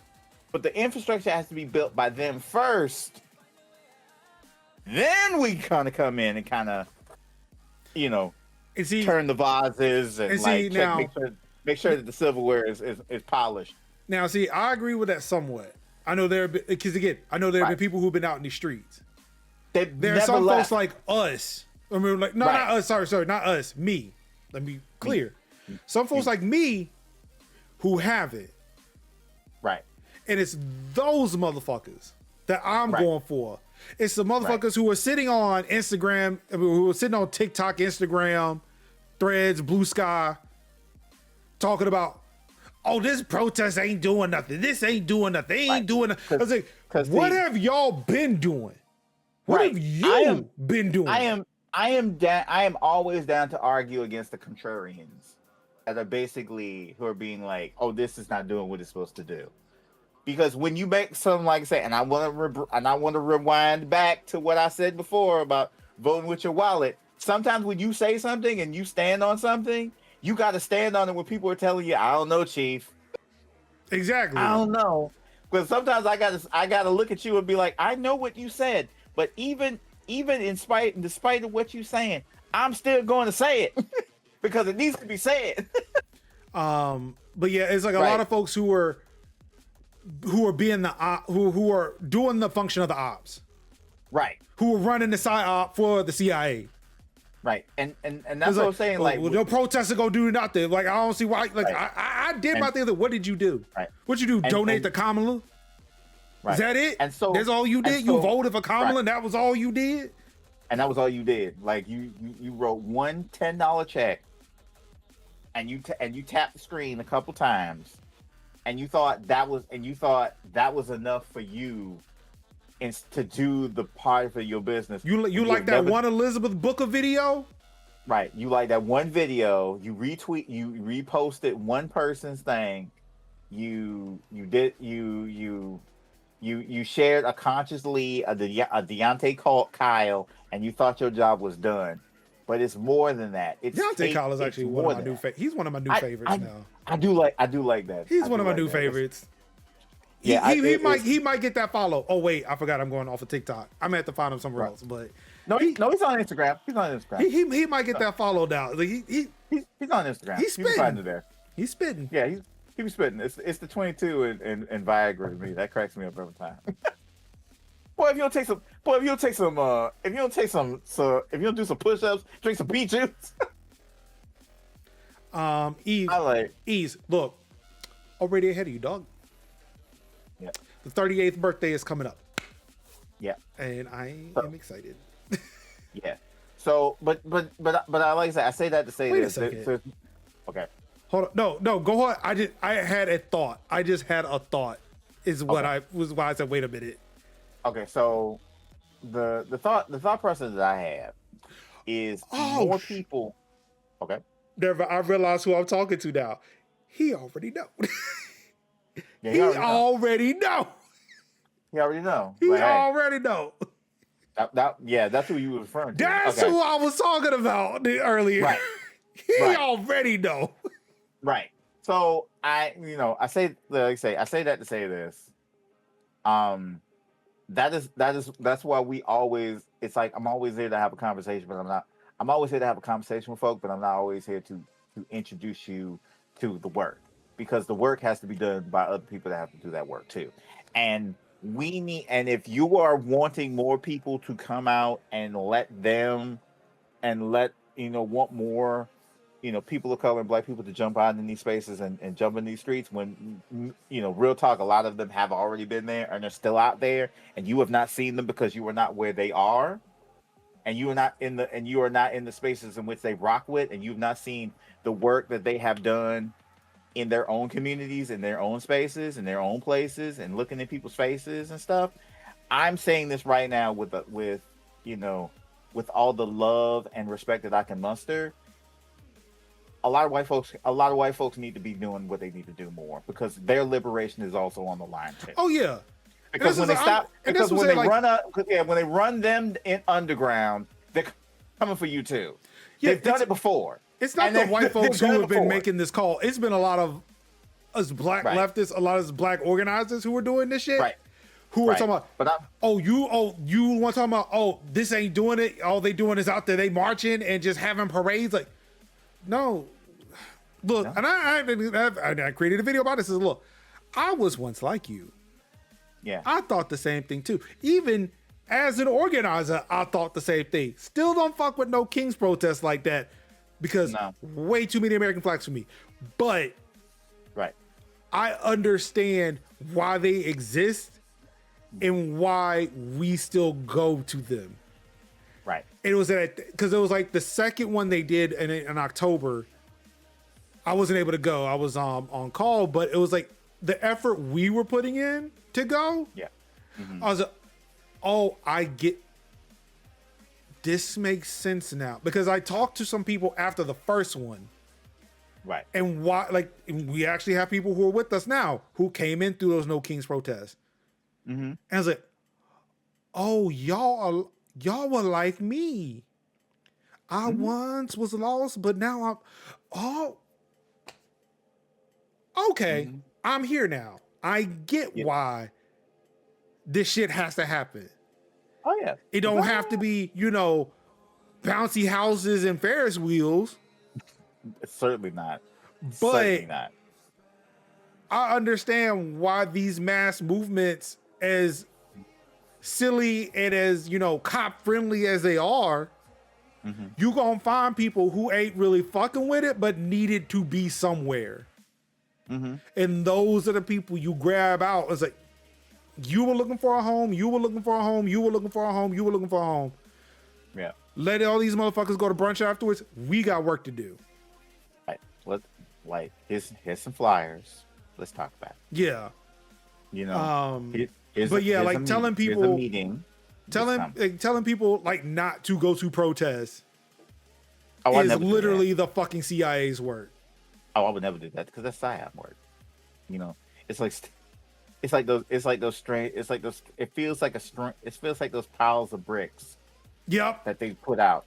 And I'm like, why all of a sudden there's no construction here? Why is there? There's no construction here. Why are there pallets of bricks? Is this scoop for my family? It's like, that's weird. That's funny, haha. Funny, weird. Like, you know. Damn it! Where did I see? I saw that somewhere. Yeah, it was it was when they were throwing. It was like no, not the bricks. Not the bricks. No, the funny haha. Oh, your statement. The funny. It's not funny haha, but it's funny. Somebody posted that like funny, a couple of hours ago. Like, it's not funny haha.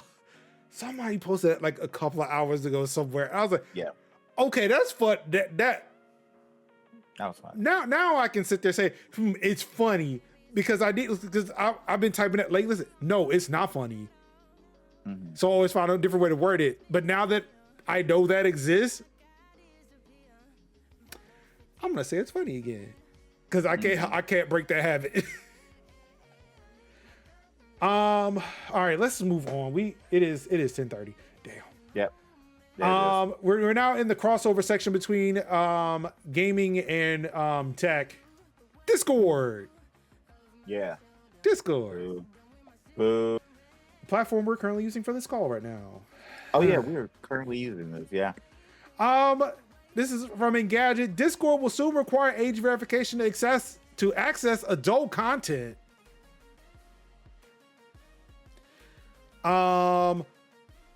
This article has been updated with some wording from Discord themselves, which was some bullshit. Yeah, very much so. Yeah. Discord, the company who tried age verification in the UK, and then instantly not Discord themselves, because again, factual based show here. The company they were using, the contracting to do this work, got hacked within a week of this service rolling out, and a lot of people's personal information got leaked. 700,000, if I'm not mistaken. Discord says that, hey, we're rolling out this age verification all worldwide now. Starting in March, all users will have a quote unquote teen appropriate experience by default. Unlocking adult content in age-gated spaces will require an usually one-time verification process. Now, according to Engadget, however, following blowback, the company appears to have pivoted. It now says its age prediction AI will verify the identities of, quote, the majority of adult users, unquote, without requiring a manual age check.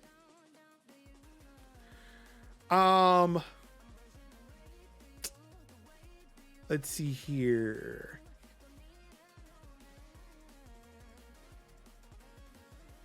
Okay, I think so. This one is just more of the same, where Discord puts out a statement.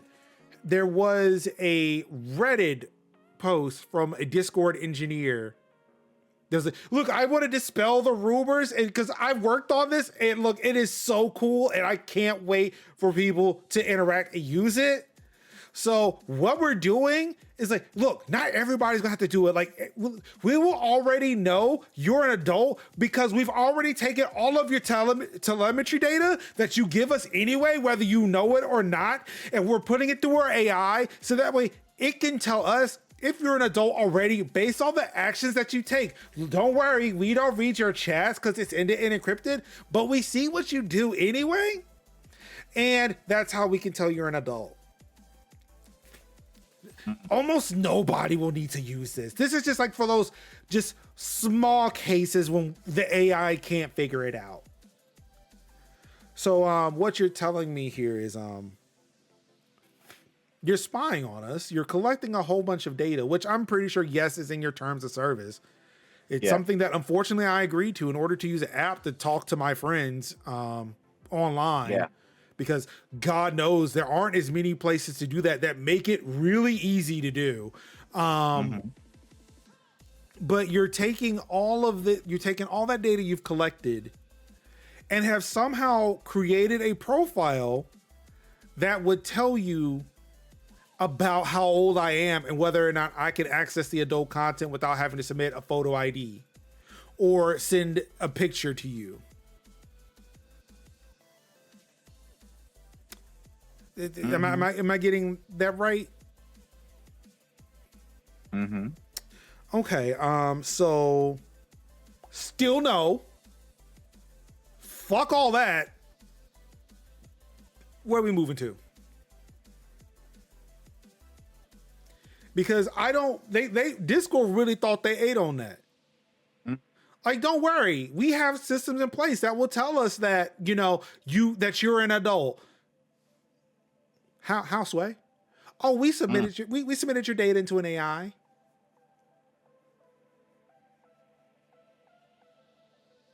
Oh, you talking about Element? The app that's running off of Matrix Synapse servers? Man. Matrix.majorshouse.com. Mm-hmm. I'm gonna tell you something. That Eves, that Takal fellow you see who's been chiming in every now and then.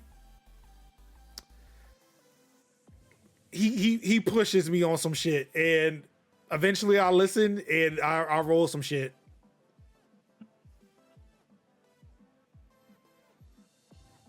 And super old needs IT.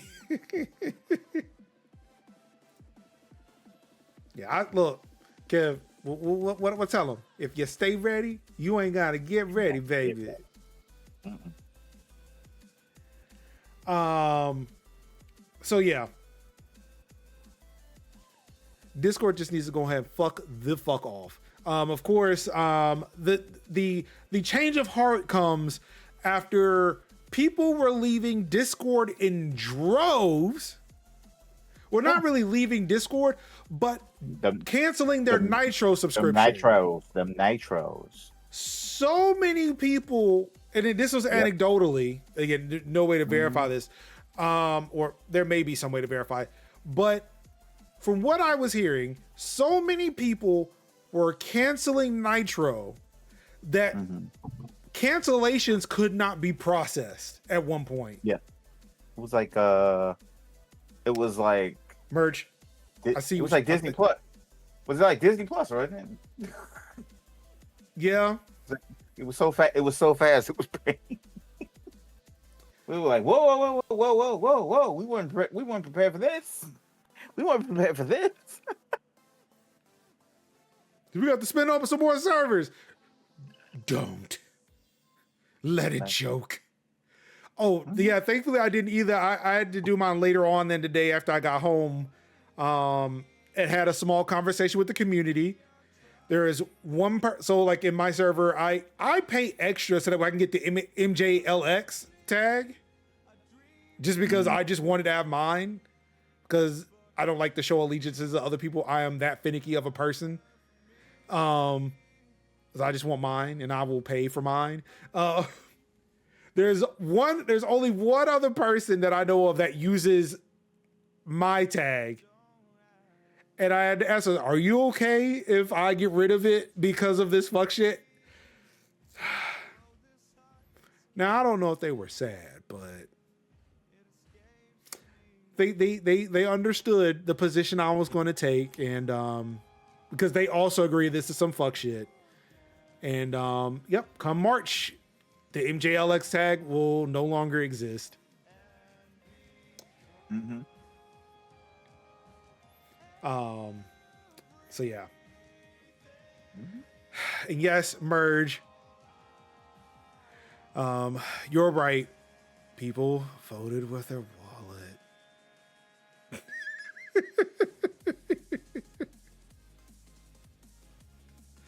All right. Who's ready? Who's ready for some not so dystopian news though?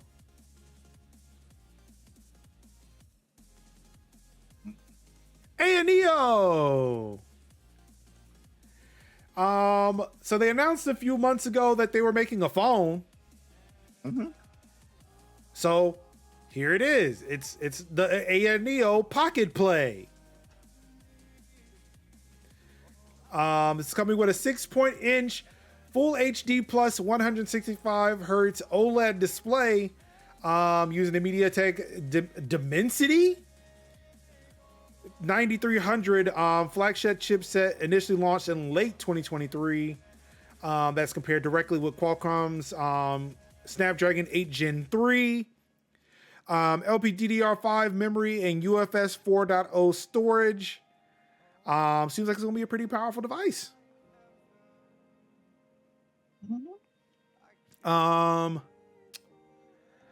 The one thing you don't hear. Okay, I'm sorry. There's more. A 5,000 milliamp hour battery. With fast charging. Don't know how fast, but fast charging.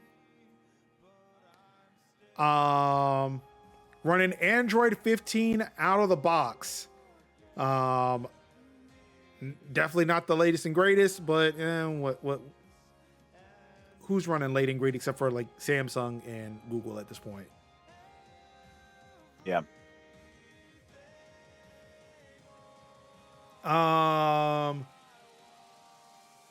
Fingerprint sensor built into the power button. Best place for a fingerprint sensor. Apple, what are we doing? Put Touch ID in the power button for every other fucking device. You did it with the Air. You can do this with the fucking iPhone. What are we doing?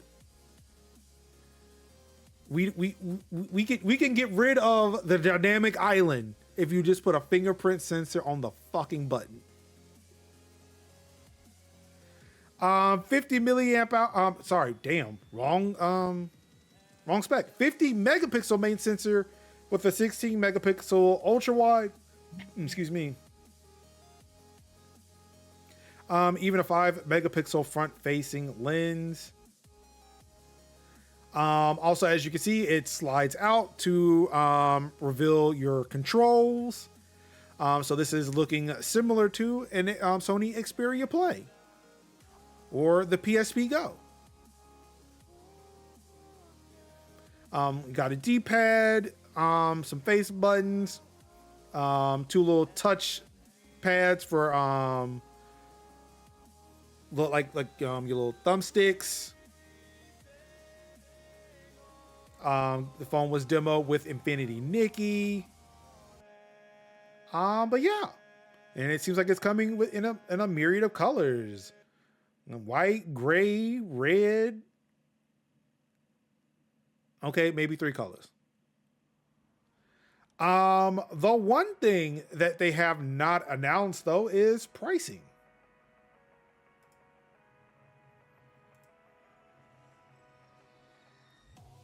Looks like they're sitting playing. Looks like Naraka Blade Point. Looks like some Genshin Impact. No, that's not Genshin Impact. I don't know what that is. Now that's, I think, Infinity Nikki. Yes, Infinity Nikki. Child, don't let Jerry see it. You mean I could play Infinity Nikki on the couch? Looks like, oh wow, that is a weird shoulder button placement. I don't know if I like that. Yeah, that's a little rough. Hold on, let me look at. I'm gonna check something.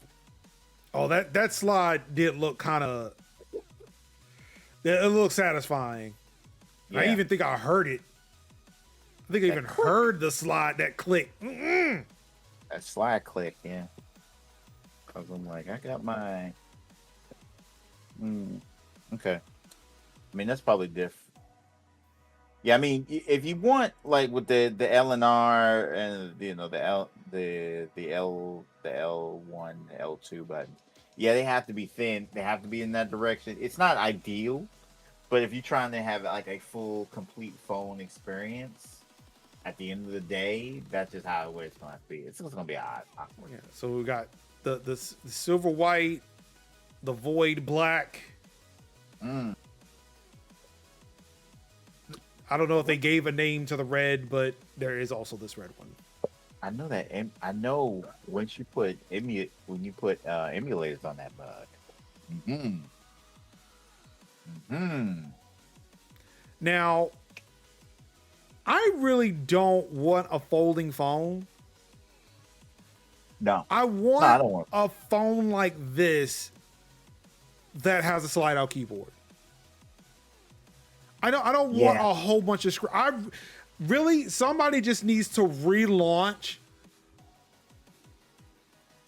the fucking sidekick.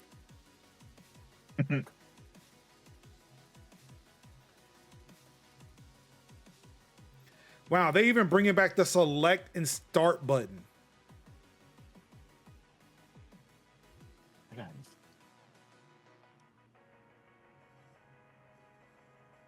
And they also got like the touch, like the touch screens, not the touch screens, the touch pads. Yeah, like that's for your analog sticks. Yeah. Mm. Well, I guess. But yeah, so yeah, 2400 by 1080, high resolution, high refresh OLED display. Again, 165 hertz, 6.8 inches. I would technically buy, like, I think I told Takal, like, I would buy this and not activate it. I would just want this phone. I mean, you can literally get it and just get like.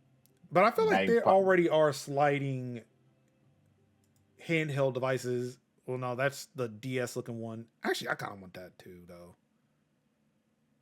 I want the Iron Thor. I have been looking at them. They are not.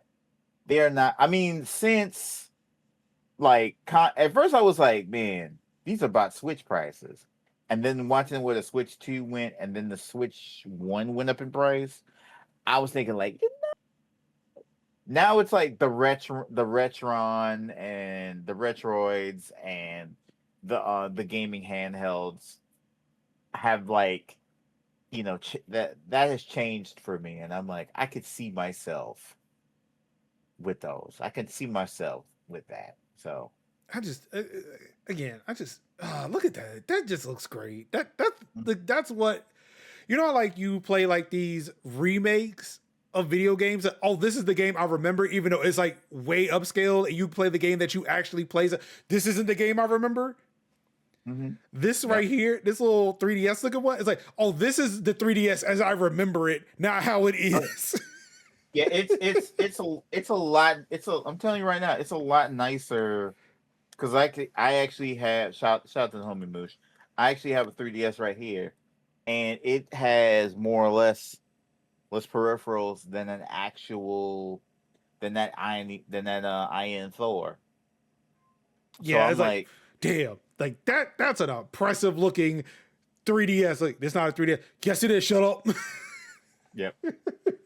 3DS and DS. I mean, 3DS and DS. That's worth it. That's worth it right there. Knowing me, I'd probably only just play Medios on because I was obsessed with Medios. Wait. This can run Steam OS? It can. Mm-hmm. So imagine, right? How much is that? Playing Dave the Diver on that. Mm-hmm. How much is that? Like playing Dave the Diver and Stardew on that mug. It's not bad. It's like $250, and it's like $250. It's $250. If you got it, let me know what you think about it. Get it maxed out. Get it maxed out. That's not bad. Especially given the news we're about to get into. Yeah. Look, I'm preparing y'all because some devastating news is about to come up if you were not in the Discord. Yeah. But yeah, the Ayaneo Pocket Play, no pricing right now, but hey, it's got some decent specs in there. Yeah. And you might want to be looking for some alternatives if you're looking for some portable play, because in the US, Canada, and in Asia, the Steam Deck is completely out of stock. It's nothing. There are no LCDs, no OLEDs, nothing. And of course, this is being reported on from Gaming on Linux. This is coming off of the heels of the delays and news that was dropped about the Steam Link. or not Steam Link. What was it? The Steam Steam Machine. Sorry, it's Steam Machine, the Steam Frame, and the Steam controller. Controller. Of course, those, especially the Steam Machine and the Steam Frame, have been delayed because shit's getting real expensive out there. Yeah. They plumb out. Mm-hmm. So not only were people, if people were holding out for a small form factor PC that they can play their games on, similar to a console. Yeah. Even the mobile computing platform, the Steam Deck, no longer in stock. Right. So now you are looking at more expensive options for these, or you're looking at a lot of these Chinese manufacturers who are putting these devices out there, which again, not really that much of a slouch. I mean, or Merge saying like scalpers may have bought them all up too. So yeah, actually, that's I'd be curious to see. Let's see. Yeah, that's what I'm saying. Like when looking at like insert indie, like insert like nice handheld there, good chance the drops, like I say, what is called the drop shippers or the resellers. Now I am mad that I searched for Steam Deck on eBay and Switch 2 comes up. Yeah. $439 for a Switch 2 on eBay. What's the MSRP of a Switch 2? $449. Ridiculous. Yeah. Like $10 difference. You can go to Walmart and get right. Like what are we doing? What are we doing? What are we doing? It should always be 20% under markdown. That's what you're supposed to do. I'm an old eBay guy. I know what that is. That's bullshit. Okay, so we've got a Steam Deck handheld, $435. Let's see which one.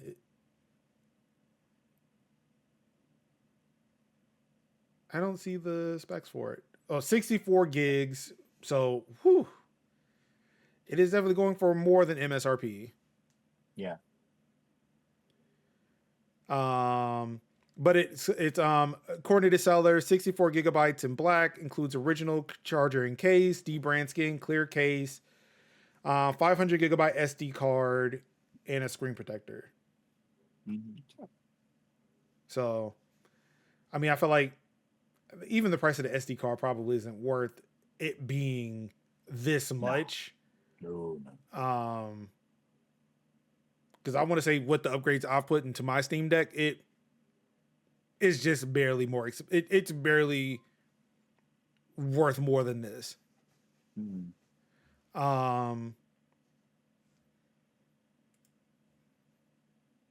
Let's see, we got one here for 500. Now this one's an LCD 512. Case, dock, charger, and a dock. And that looks like that is the OEM dock. Yeah, that's the official dock. Yeah. So I mean, ain't one of them JSOCs. Yeah, so like for $500 for a 512, if we're already like 512 OLED is $549. Yeah. So for $500, you can get a 512 LCD with the dock. It's not too bad. It's not too bad. I would pay for this more than before I pay for that other one. Mm-hmm. Somebody selling 512 for parts won't charge. Oh, that's parts a lot. I would buy this, pay whatever to Valve to have it repaired, and then just all right. Which is what I did. I mean, this brother's electronic fix. They take they pop that bad boy out. Hit it with the soldering gun, pop the port out, pop a new one in. Shoot. All for what? $1 for the port? Let's see. How much? Steam Deck OLED 2 TB SSD upgrade, dock included for $405. Which I wouldn't be. Which how Oh, you're modular the right, Steam Deck Merge. is. Oh. Yeah, repair times might slip now because of all this. Mm-hmm. That's gonna suck too. I ain't even think about that. That's gonna fucking suck. Because you're gonna have people who are gonna be like, well, if anything happens, it used to be like, well, oh, my Switch is broken, I'll just go do one. Now people don't have the luxury of doing that. Either people are gonna fix them, either people are gonna either fix their own shit, or they're gonna be sending them to shops, and them shops are gonna be slammed.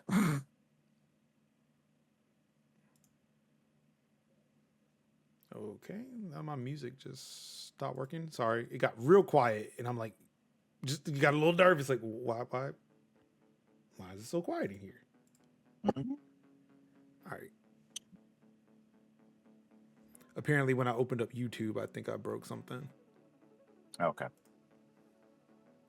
So yeah, if you were looking to get a Switch, if you were looking to get a Steam Deck, it's not looking great. I would wait. I mean, do you have a choice?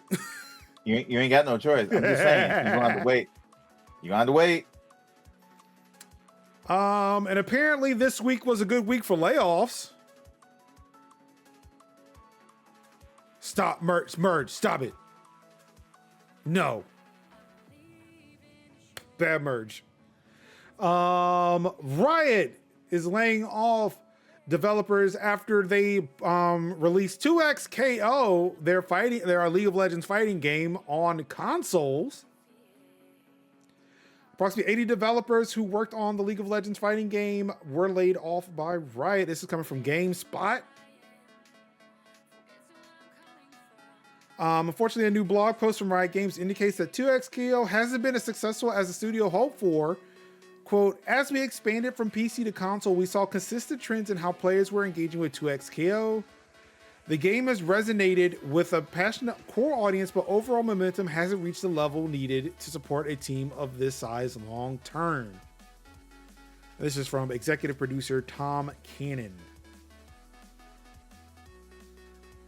So after spending years developing this game,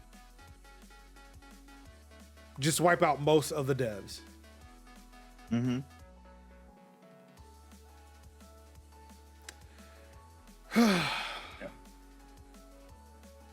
And speaking of games that just came out Mm-hmm.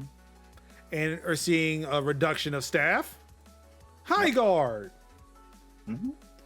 Highguard dev hit with mass layoffs as most of the team at Wildlight is let go. This is coming from Games Radar. Mm-hmm. See, Highguard Studio Wildlight has been hit with layoffs just weeks after the launch of the game. It's no surprise that Highguard hasn't had the easiest time since it was announced at the end of the Game Awards 2025. Reaction to the announcement trailer ranged from mild confusion and apathy to straight up rejection of yet another live service hero shooter a la Concord. Then the game was launched to middling reviews and performance complaints, and despite a flurry of big updates since, Wildlight has confirmed it's laid off a number of developers. Highguard level designer Alex Grainer was the first to announce that he and most of the team at Wildlight have been laid off through a post on LinkedIn.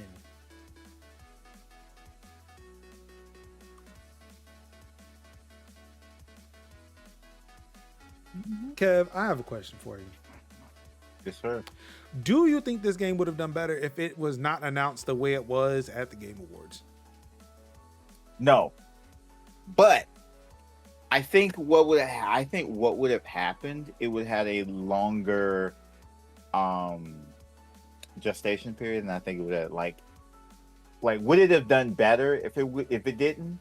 No, because I think there is still a lot of live service fatigue with people being like, oh god, here we go, another, so I see its core themes. I see its core themes, and I see what it's got going on. But it's just like, to me, it was just kind of confusing. And I was like, "Oh, cool, another game I'm not gonna play. Great." So, I think it definitely. I think if it was like in the earlier part of the slots, but it being a one more thing, really put the target on his back and really gassed up what could have just been a middling game with a middling reception, with being like, oh look, a game that is kind of sort of MOBA, kind of sort of shooty bang bang, kind of sort of whatever. But I don't think it would have like been great. I think it would have been less, frothing, at the mouth videos on it. I think it would have just been like, I mean, it's fine, it's cool, it's whatever. It looks fine. I played it. I'll play it for a weekend and I'll put it down. That kind of thing. I don't know. I feel because Keeley was they were again, the dev team, just so people know, the dev team was like, look, we just want to shadow drop it. We just nobody knows this game is coming out. We just want to shadow drop it and all right, cool. Right. We'll let it do whatever. Right. But with Keeley saying no, let's announce it at the Game Awards as the last thing, make it seem like it's this big deal. Right. With the team having no other plans for how they were going to try to market it. Mm-hmm. I really feel like that fucked them over. Oh, it did. It really did. I want to say maybe it would have been a little bit better. It would have performed a little bit better if that hype machine wasn't there. Right. Mm. Like I say, would it have made and risen to the levels of say a finals? I'm not even mentioning Apex and Fortnite because that's they're on a tier of their own. To be fair, these are former Apex devs, right? Who created a game that was shadow dropped. Yeah. So I would to me, I would say it definitely added a lot of eyeballs to a thing that it shouldn't have had way too much attention. But I don't think it would have been. I think it would have been received well, but I don't think it would have hit the big numbers because again, and you have to consider games don't have to sell Apex and Fortnite numbers to be a success. They just have to do well enough and are priced well enough and are monetized correctly to where they can and have a good core game loop that allow people to be like, yeah, of course I can spend a couple hours playing this. I think games can just be mid. It's okay. It's all right. I think this suffered from the same syndrome that helped Silk Song. Whereas you hype a thing so much, man, you really hope it's good or it could really tank. Mm-hmm. Imagine if Silk Song just was ass after people waited 7 years. Oh, that would be devastating. Thankfully, it would have been a mid, any other time. It'd just be a mid. It's okay, it's another Hollow Knight, cool. But after it being hyped up for 7 years and then it was straight ass or just a mid game, it would have rated like ass. Right. Where this woman all right, if we did not have that hype that Jeff Keighley heaped on us, even though we weren't planning to do that, then we could have released out there and the reviews would have been it's an okay game. Instead of oh my God, they hyped this up and because of the glasses I'm wearing, the Jeff Keighley glasses, it looks like ass. Why would anybody play this? This game is straight garbage. Throw it away.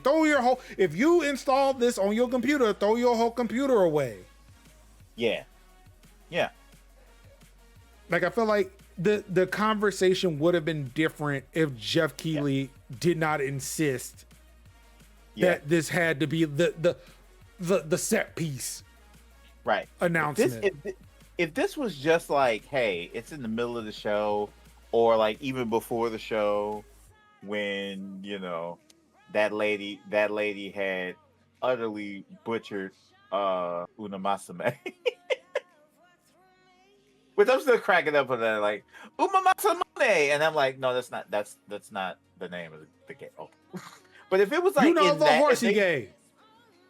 right, I would have rather her just say the horsey game, and then that would have been like, people have been like, oh yeah, the horsey game, the game with the horse girls. Even if you But- said it's real now, I'm still like, what? Like, it's only now that I've recognized what the game name is, and I'm still like, Yeah. I'm not gonna say it. I'm just gonna say that horse game. Right, and that's That fine. weird, horny ass horse game. Right, yeah, and that's fine. It's like Unamasame. Oh yeah, I get that. But if it was like somewhere, if it was dropped somewhere in the middle of that, I think it would have been like, oh cool, a game dropped. But that one more thing slot, that wasn't hit. And I was like, ooh, this ain't hitting. I don't know what this is about. But yeah, okay. And like, yeah, like it's still like, you can tell they were playing the shout out because like nothing came out until like the day of release.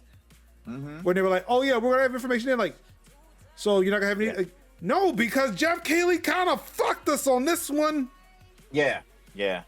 Our marketing team did not plan for this. No, because like I say, they didn't even do the lore stuff until like days and days after, like a week or so after it had dropped. Like they were prepared, just as you say, they were prepared for that shadow drop. They were gonna trickle out some vid docs. They were ready to like explain what this game is, to build the hype. They, just as you say, we're gonna drop it and everything was gonna be good. Now it's like, ooh, too many eyeballs in it, and then comparing it to the next Concord, which it's not because it lasted a month. It's still going. You can play it now. You can still play it. Yeah, because like one, it's free, so there's that. It's free, so it's that, and B, it didn't crap the bed 2 weeks afterwards. No, it's fine. It's an okay game. That's going to be an okay game. And to be fair, now, but just less people working want to play on it. Concord. I still kind of want to play Concord. And you know what? There was nothing wrong with Concord. It really but wasn't. it just was. I'm just there so was mad nothing I wrong. missed out on that. As somebody who played that beta, Concord was not bad. It was just I hate that okay. I hate that I was on vacation that week. It was strongly okay. And I'm sorry, I only wasn't on reason vacation. I was working, but yeah, I mean, I was out of town. I was out of town. Right, but that's what I'm saying. Like, if somebody who played it, I could tell you that beta was strongly okay.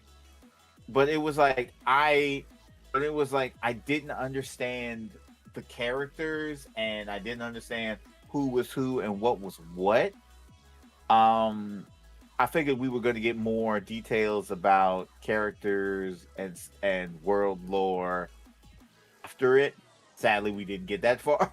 Didn't get that far. Yeah, like I would have been interested to see where that story would have went. Because it seemed like it was like a Guardians of the Galaxy type thing, and I'm kind of vibing with that story a little bit. It's Guardians with a little bit of Guardians and Firefly and a little bit of, like, you remember Farscape? I heard of it, but I've not seen it. Kind of sort of like that. It's very much like ragtag group of beings having to do things and stuff. So it had that tinge of that. And I kind of like that. I kind of like that. It's like goofy. Is it some goofy shit? That goofy freebooting, like space, privateers in space kind of. And I'm like, I like that. Yeah, I'm kind of bummed. And yeah, it was okay. So yeah. Hit more layoff news. The Long Dark Studio lays off workers after game delay. This is coming from aftermath.site. The Long Dark developer Hinterland Studio announced layoffs affecting 14 people on Wednesday, with CEO Raphael van Lierop called the, quote, first group layoffs in 13 years of running the studio, end quote. I'm just going to say Raphael because I cannot pronounce his last name. Raphael cited the state of the games industry, as well as the need to push back the release of its upcoming sequel, The Long Dark Black Frost. Quote, I'm sad to share the news that I've made the difficult decision today to part ways with 10 of our cherished colleagues. We will also not extend some extending fixed term contracts when they expire, impacting another 4 team members, bringing the total affected to 14. Statement continues. Like most self-published developers, Hinterland is not insulated from the tumultuous state of the games industry at this time, but this decision is primarily motivated by progress around our projects. Black Frost, our sequel to The Long Dark, needs more time in development before we will be able to launch it in early access. Pushing the game out beyond the end of 2026 means pushing significant expected revenue out as well, and these layoffs will help us preserve the financial resources required to get the game to launch, as well as to continue supporting our current games. Which I guess from a financial standpoint, sure, that makes sense. However, I'm going to say that your game will now just be even more delayed. I feel like this delay is only being exacerbated because you let go of people. Now, and hear me out. Here, I understand that maybe people don't want to work for free. I get that. And I'm not advocating for, I don't know, slave labor. Mm-hmm. So maybe there just isn't an easy way around this one. I could at least say, hey, this CEO didn't hide behind restructuring. Mm-hmm. It's just more or less like, I don't know, capital is kind of hard to come by and we ran out of runway, and this will technically allow us more runway if we throw baggage out, or we can fly longer on the little fuel we have if we throw people overboard. Yeah. Which sucks. Does.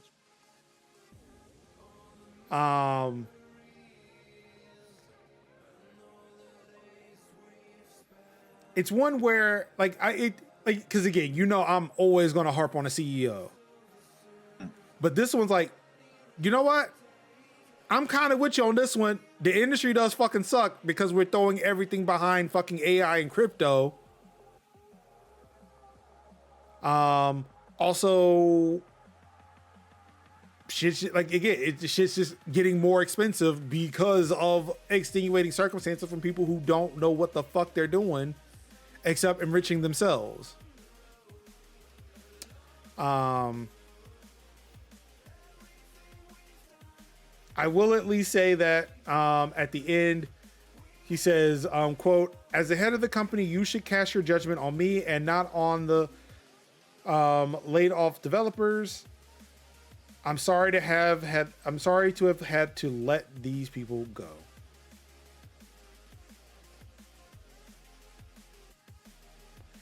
This is editorial from Aftermath. Contrast that to, say, the behavior of the Washington Post ex-CEO Will Lewis, who announced he was leaving the Post last Saturday night after hiding from mass layoffs at his company and then being spotted at a Super Bowl party.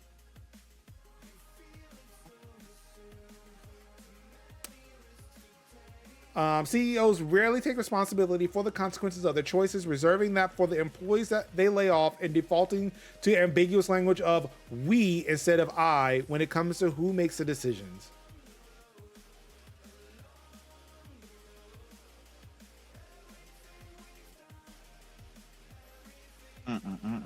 So again, like that's what makes it hard when you have so many CEOs who will just throw any and everybody under the bus except for themselves.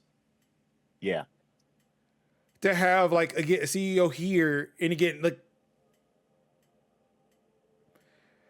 I hesitate to even call him a CEO. Like they probably have to do it for business purposes, but like the head of the studio saying, "Look, shit's bad.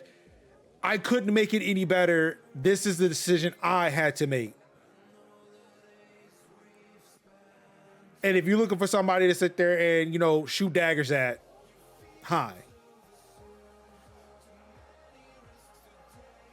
Where again, yeah, you got CEO of WAPO hiding until he wanted to be at the Super Bowl because he wanted to watch Bad Bunny and not understand a word he said. Yes.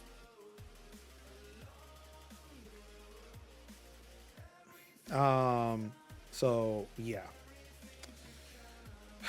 This one was a tough one, but I did want to share this one mainly because we do talk and shout out to Aftermath for actually saying labor. I love that. I love that tag. Thank you. Yeah, shout out to Aftermath for, doing this. Shout out to, it's not really a shout out to the Hinterland CEO, but look, way to take that fucking blame though. Yes. I will at least give you that. Yes. Now, in news that gives me hope in the labor force, Ubisoft. That's not a thing you think I would say, but here we are. 1,200 Ubisoft employees go on strike. Earlier this year, Ubisoft unions called for a strike against the video game publisher, and it's happening right now. Over 1,200 Ubisoft employees have walked out on their jobs in protest over the company's recent restructuring, its plans for future layoffs, and a recent return to office mandate. 5 Ubisoft unions, STJV, Solidaire Informatique, CGT, CFE, CGC, and Printemps Ecologique. Okay, look, I am seeing French words for the first time. Don't mind me. Are taking part in the strike, which is primarily taking place in France. However, the 3-day strike is also impacting workers at Ubisoft Milan. Which, I don't know, it might be easy for them. Milan seems to be really busy right now. Yeah. In January, the unions... Oh, sorry, this is coming from GameSpot. In January, the unions called for Yves Guillemot to resign from his position as Ubisoft's CEO. And I agree. At this quote, at this stage, it seems clear to us that Yves Guillemot has no knowledge or understanding of his company or its employees. The company is continuing its cost reduction and layoff plan. Our teams are already working under pressure, often understaffed. After several years without pay raises or very small increases, we understand that once again, employees will not receive a raise this year, end quote. This is coming from Solidaire Informatique spokesman Mark R. Sorry. In a statement to GameIndustry.biz. I do also want to point out that this has happened again after the restructuring. 6 games were canceled at Ubisoft, including the Prince of Persia: Sands of Time remake. Also, on top of a Ubisoft Montreal veteran, David Michaud-Cront had fired him after he critiqued their return to office policy.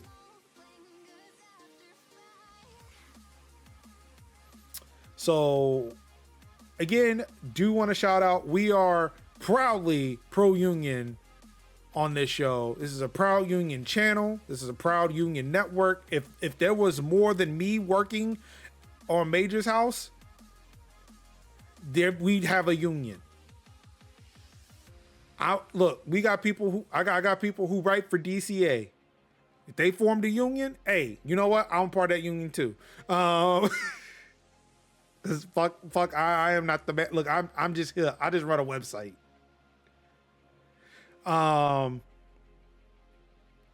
So again, yeah, shout out to the unions, all of them involved. Shout out to the 1,200 workers on the strike. This started on February 11th. Looks like it's going, I'm not sure if it's 3 business days or 3 days in total.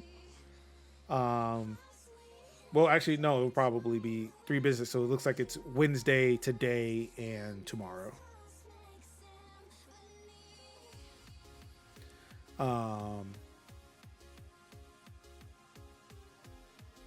We got some Sony news. Who's ready to talk about some Sony pony news?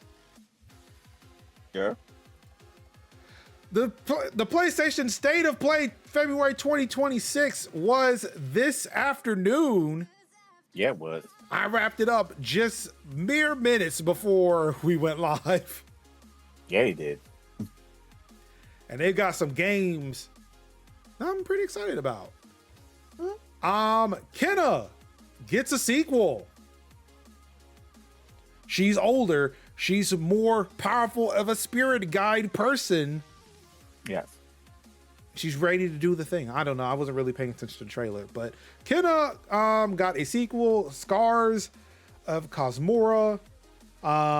This is coming out in 2026, PS5 and PC. Yep. Ghost of Yotai is getting the Legends treatment. They're bringing co-op gameplay to the newest Ghost of Yotai that will be coming out March 10th for free.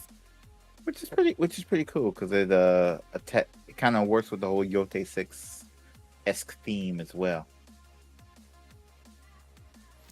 Death Stranding 2 on the beach is coming to PC with an update March 19th. For Loop from Bad Robot Games got a gameplay trailer. I have no idea what the fuck's going on. All I know is that apparently you can take a berry and throw it at a thing, and then the thing will transport to a random place on the map. Yep. So they showed a big monster, and it's like, hey, do you not want to fight that monster? Throw a berry at it, and it'll disappear. I was like, okay. They will also be having a playtest in the future. No details were announced on that yet. Mm-hmm. Also, I think there was something about 3D printing people, which looked,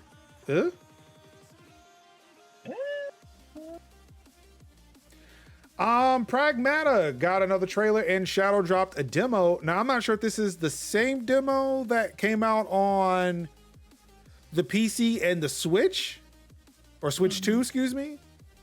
Mm-hmm. I don't think Pragmata got a PS5 demo when the PC one dropped, did it? No, I don't think it did. So okay, so this might be the same one. Yeah, it'll just be their demo. They get access to the demo. Which, by the way, I've not played the Pragmata Switch 2 demo. I do need to sit down and play that. I would like to see how that plays on the Switch 2. Yeah, you should, and you should report back to us. I should do those things. Now, will I? Yeah. I'll have time this weekend, hopefully. I'm like the more I look at it, the more I look at Pragmata, the more I'm like, I get it. Yeah. I get it. Yeah.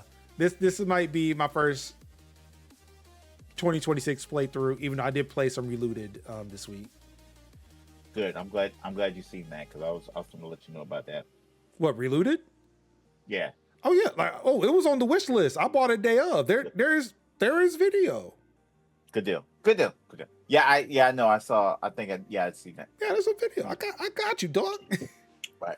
Look, I wasn't streaming that day, so I did make video. I did make content though. Good deal.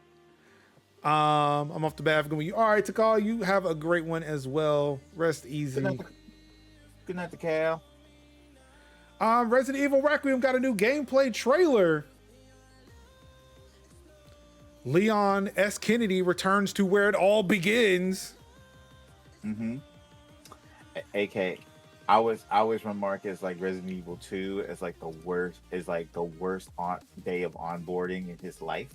Yeah. Yeah, because he went to go to Raccoon City to be a cop, and then we wonder how we got here. How did we get here? Legacy of Kain Defiant Remaster. Gameplay, I guess they showed off some gameplay, what they're updating. Pre-orders are now available and it launches next month. Yeah. I mean, if you like this, you'll love it. Mm-hmm. Brigand, that's supposed to be Brigadine Abyss. Yeah, yet they wrote Brigand Abyss twice. Yeah, they did. Yeah, somebody in Eurogamer's been on one. See, this is why I Google the names before I read. But they write also just anything. linked. They embedded the trailer. They embedded the trailer, but they didn't see the embed. That's the Also, like you have access to CMS. You can update it. Like, what are we doing? yeah. You could have cleaned that up. It's fine. Well, I'm gonna hit refresh. Maybe they did. They did not.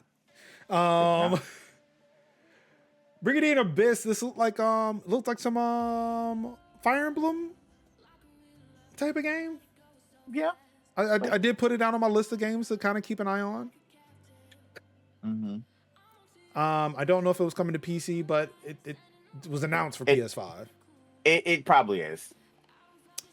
Dead or Alive 6 Last Round was announced, coming out in June, if I'm not mistaken, or sometime in the summer.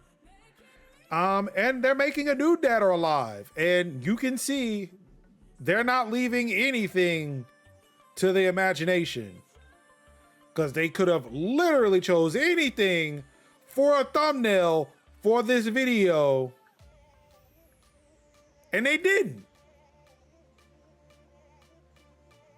Literally anything. Mm-hmm. I was like, because I could have sworn I saw the trailer, I said, when did they have breasts out like that? Only to realize that, oh, I just happened to look up at the trailer when the breasts were removed from my screen. Oh yeah. So I had no idea that, oh, they were just, here you go. Yep. It's the big old Tegos. Yeah.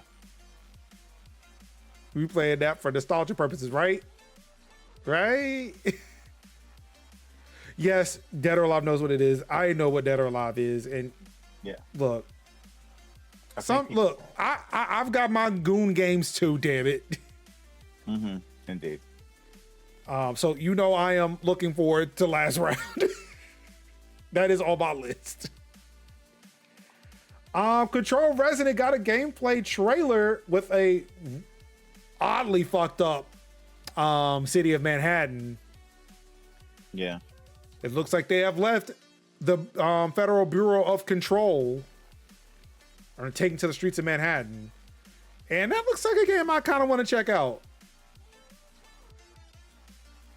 Just get all up in the monster's face and just bash them with a stick and shit.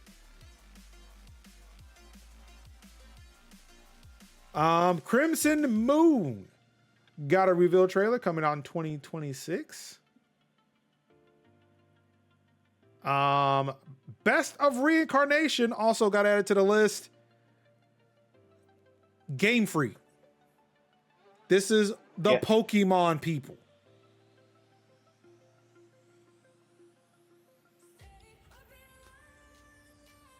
I saw it. Okay, you know what? August 4th, maybe not. We'll see. I'll have to wait to see what more is coming out. But I'm already like, you know what? I'm feeling what y'all putting down. Rayman 30th Anniversary Edition. 5 playable versions of the original game will be available tomorrow. I don't remember if they said there was a price for it, but yeah, digital version is available tomorrow. Physical edition coming later in the year. Mina the Hollower, from the creators of Shovel Knight, is getting an PS5 exclusive demo tomorrow. Never Prologue is coming on February 19th. My birthday. It's my birthday. Not sure if this is free, but if it is, that's going to make a lot of people excited. Yes. In a little bit, because we're going to get on to that news in a bit. Also, it pushed up Grease. It put Grease on my list too, because I forgot I owned that game. I was like, I should play Grease. Yeah, Grease, yeah. Yokoi Shinobi Ops.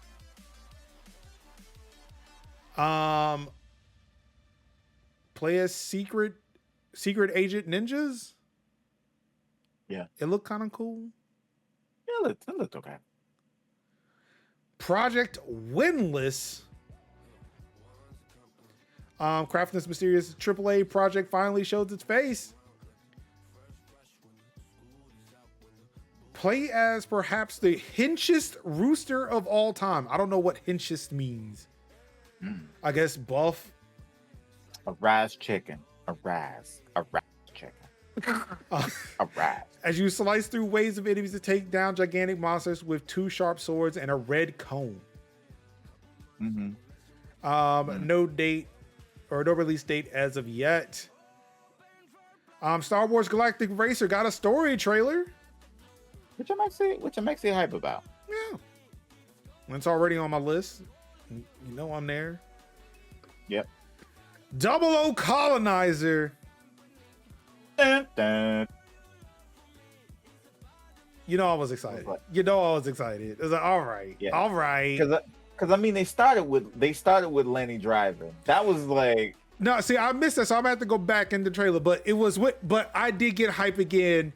What really did make me hype when I was watching the trailer was the fact that Lenny was like, "I told you he wasn't ready." I'm like, it's Lenny James. I'm back. Yeah. I'm back. I'm here. 00 Colonizer. Yeah. Let's go.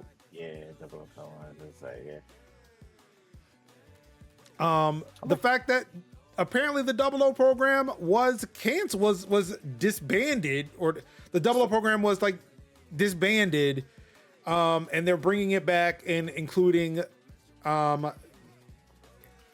Bond.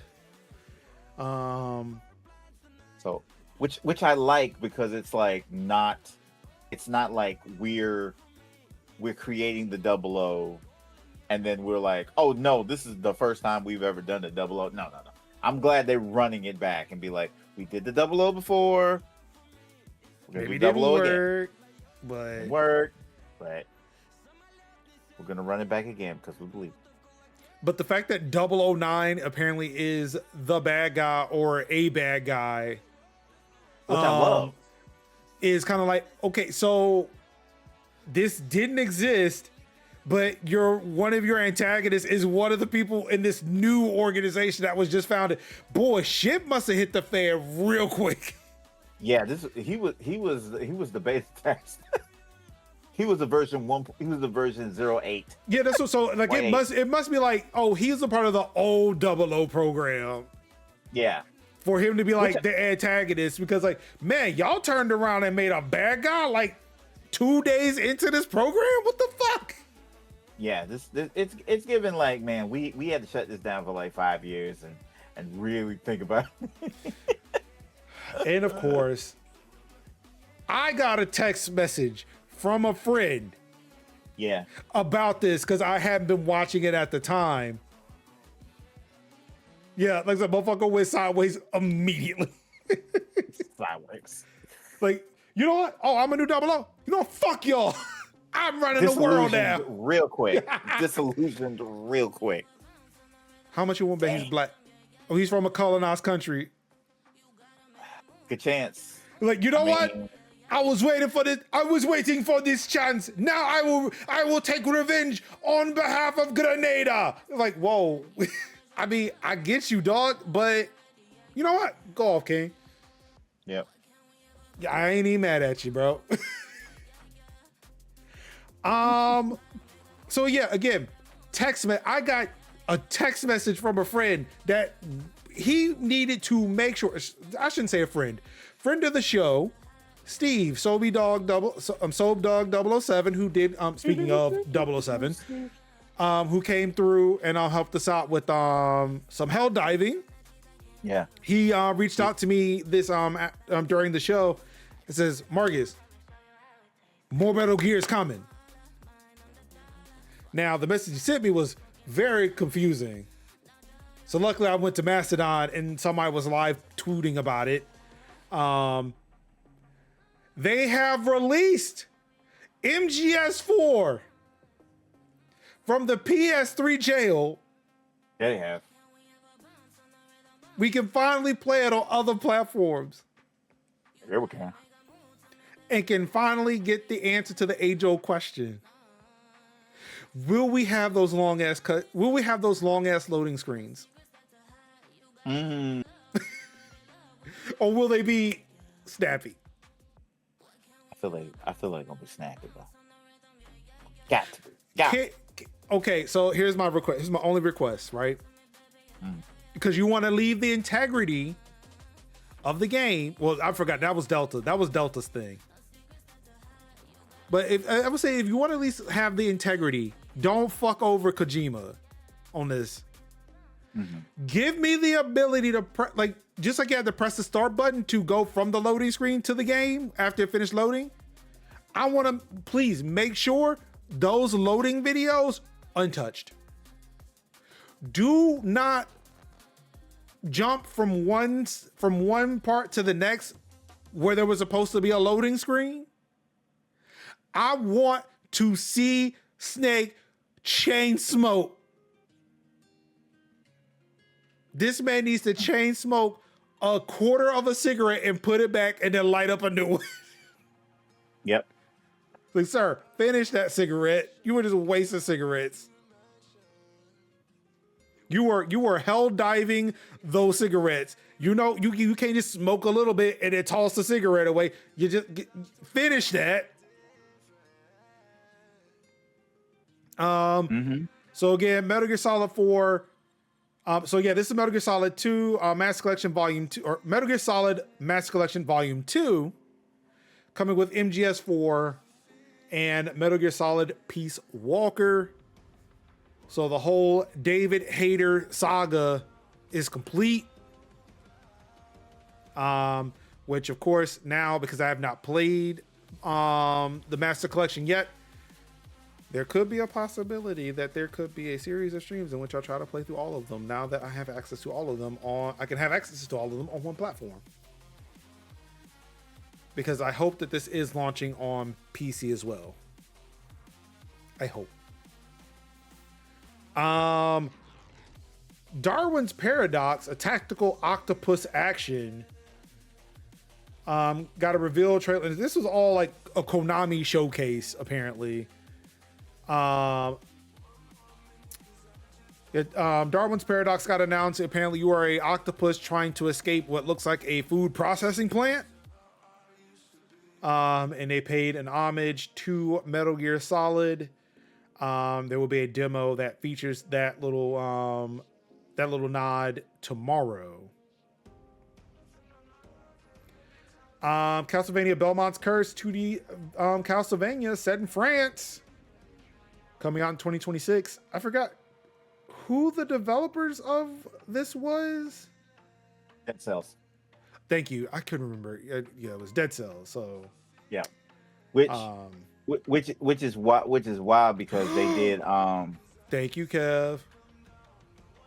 You're welcome. Go ahead and put that on the wish list. Yeah, move this over here because I have to sign in. Or pre-order. Either, I think it's up for pre-order too. Yeah, put that over here because I got to sign in. Oh no, you can see the back end.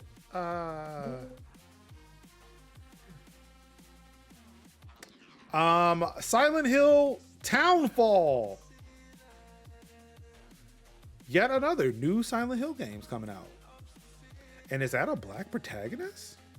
It is. But I was a little disappointed because I didn't want a black man to trouncing around Silent Hill. Well, he's not trouncing around Silent Hill. I heard it's a beach town. Yeah. Because I seen what the trailer was. They had the S there, and they were like, oh, it's in Silent Hill? And it goes, whoop. Oh, no, it's St. Amelia. Okay. But it's gray. And I'm like, I feel like this is a Silent Hill game. I feel like this is a Silent Hill game. But, again, he will at least survive to the end, hopefully. We hope. He won't be the first. Unless you find out, like, oh, no, this is all a dream as he's circling the drain from the first 5 minutes of the game. Yeah. Damn.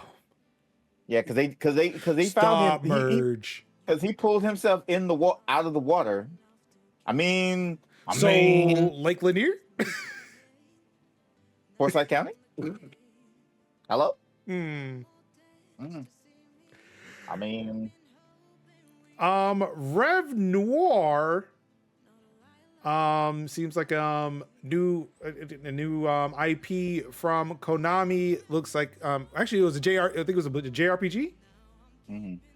Yeah, I mean, like I said, I want to be clear. They did have a Konami showcase during this. Yes, they So a lot did. of these, yeah. So a lot of these where you're like, there's a lot of Konami games. I'm like, yeah, that was part of the little Konami showcase. Apparently, Konami was like, look, okay, we're making video games again. God, well, the pachinko machines weren't working out. Okay, right? Yeah, because like I think it was between like 2024 and 2025, Konami was literally like, guys, we do make games. We do make games, guys. Look, guys, now that Kojima is gone, we can actually spend money on games. We got to spend money on games now. It's fine. It's fine. It's fine. Look, we had to recoup the law. Look, we're back. We're back. We're back now. Like once we paid his contract, we can make games again. We can make games again. Now leaving out of the Konami section, John Wick got a new game. Which I was like, I don't know what took him so long. I feel like, oh shit, hold on, wait, no, I gotta go back because I was thinking about John Wick and thinking about a quote that is said often in Metal Gear games. I have to go back to Dead Cells, not Dead Cells, but Death Stranding 2. Mm-hmm. Higgs said the line, and I am upset. He said, kept you waiting, huh? Higgs does not get to say the line. You can't say that line. No. Because he said. Oh, wait a second. Hold on. Because he said in 4. He said in 4 Ground Zeroes. That was Kiefer Sutherland. In Ground Zeroes. So that was Ground Zeroes. Okay. Also, wait, I forgot. I can't be upset because that was Kojima. I forgot that's a Kojima game. Kojima game. So you know what? I rescind my anger. It was said through the mind of Kojima, just not through the person I was expecting to say it. Phantom Pain. That was all. Yeah, Phantom Pain and Ground Zeroes. That's still Kojima. No, yeah. I mean Higgs saying it in Death Stranding. Yeah, still Kojima. Yeah, like I realized that. Oh wait, no, that's a Kojima game. That's not a Konami game. Okay, you know what? No, I'm back. I was wrong. Look, I'll admit again, wrong. I was wrong. Yeah. I'm okay. Yeah. Welcome back. Look, I'm just having a heated gamer moment. Mm-hmm. Yeah, I know. This is a long show. Marathon gets a story trailer along with the beta announcement. Beta's coming out February 26th through the 2nd, and the game will be available mid-March. Yeah, mid-March. So it's the Service Slam. So it's like open beta. So yeah. Let's see, games coming to PlayStation Plus. We're going to cover that a little bit. Legacy of Kain Ascendance. Sorrows gameplay announced. Game's coming out on April 30th. Yep. X-Men characters revealed for Marvel Tokon. So right now we're at 11. 20 are supposed to be in the final release. Mm-hmm.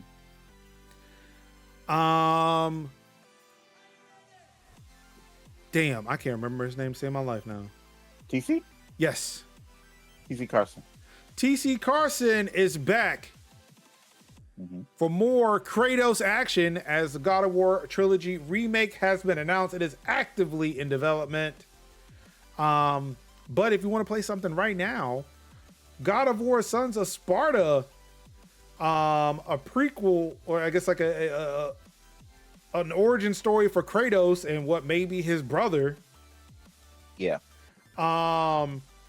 Was announced and is available right now. I believe that is $30 and also has TC Carson as the narrator of this game. So it's probably Kratos regaling us of stories of his childhood.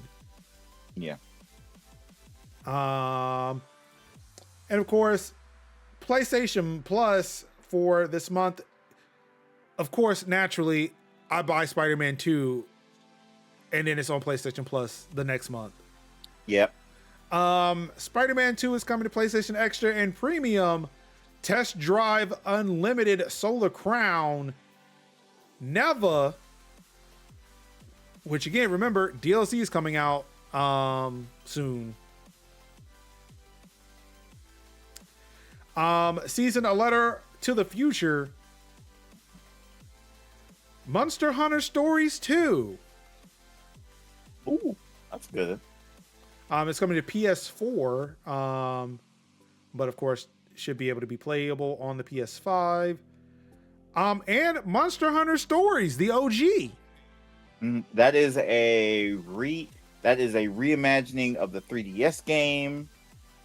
Now on modern consoles. So y'all are eating really good when it comes to Monster Hunter. When it comes to Monster Hunter Stories, Indie darling Vimba which I love, is coming to the PS5. Yeah, and you can play Venba in one sitting. It's only a 2-hour game. It's really good though. I think everybody should play it. Echoes of the End Enhanced Edition. Never heard of this game before, so the fact that it's been enhanced. Same. I don't know what. It's like Ghost Simulator 3. What happened to 2? Don't worry about that. Rugby 25. And for PlayStation Premium members, Wally is coming. Oh, that's it. Wally. Which was originally released on the PlayStation 2.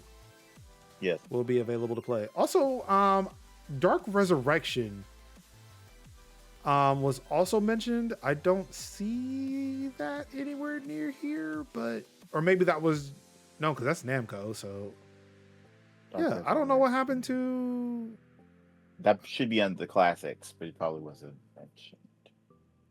Well, that's the thing. Classics wasn't mentioned.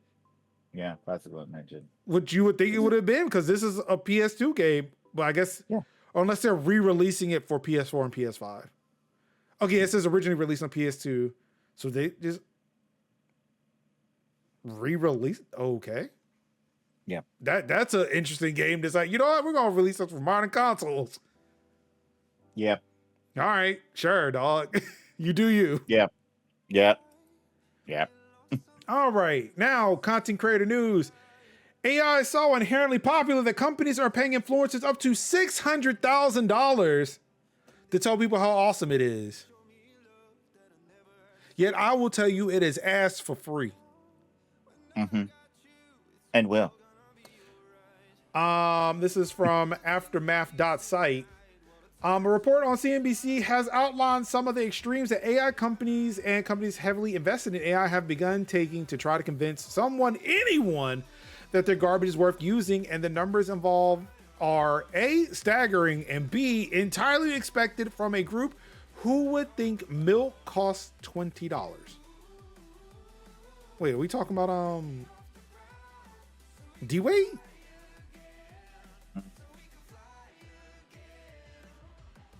Oh, I'm sorry. It's Razer CEO. He also thought milk cost $20. Yeah, that's just a lack. That's just a lack of having more money than brain cells, and not really like having any empathy and understanding for the plight of the modern man, the modern person. So let's see here. Who, you may ask, would take that money?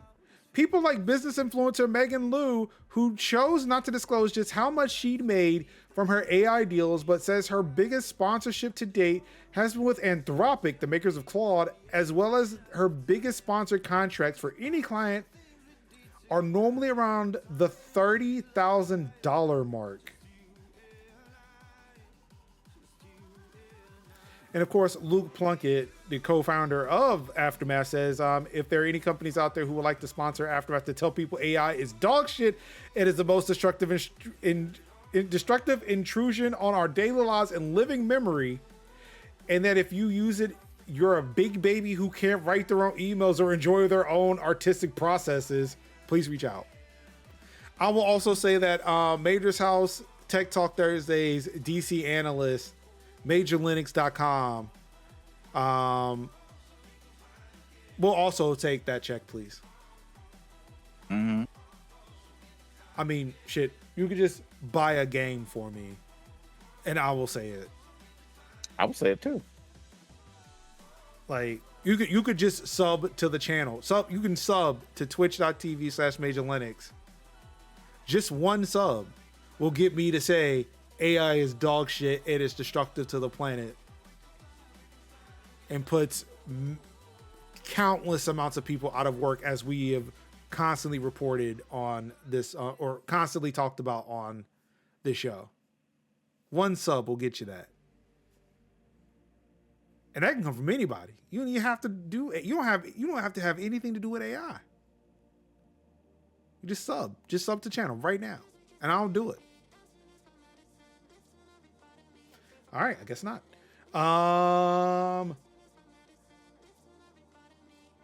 You know who else is rolling in dough though? What about channel points? Can I cash some of those in? You know what, Merch? For you, I will even take channel points. I will take channel points.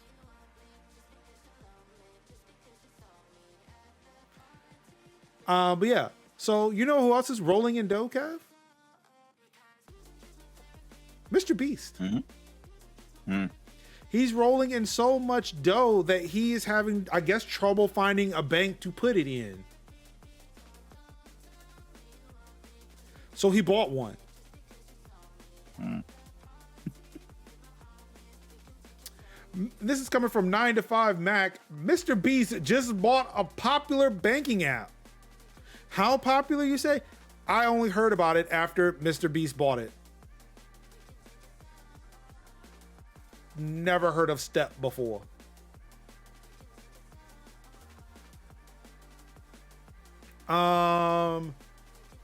This is coming from the press release. Beast Industries, which unfortunately is probably based here in North Carolina, the largest and most innovative creator-based platform in the world, today announced the acquisition of Step, a financial technology company dedicated to making financial literacy and money management accessible to all. This acquisition marks a significant milestone for Beast Industries, bringing together Step's robust technology platform and full-stack fintech team with Beast Industries' extensive audience reach and proven track record in philanthropic initiatives. Together, the combined organization will deliver innovative solutions that make financial wellness achievable for people at every step of their life journey. Step is available to download here on the App Store. I'm going to click on this. 79,000 ratings at 4.7.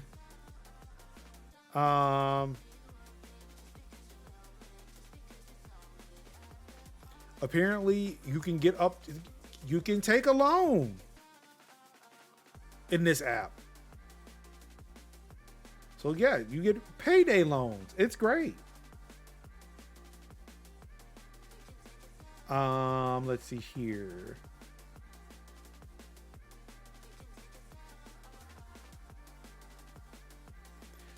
Data linked to you, or data used to track you, usage data linked to you, purchases, financial info, location, contact info, user content, identifiers, users data, diagnostics. I guess that makes sense if it's a banking app, right? Okay, now how does this make sense? Data not linked to you? Usage data. How is it being used to track me is linked to me, but also not linked to me? How is it all three at once?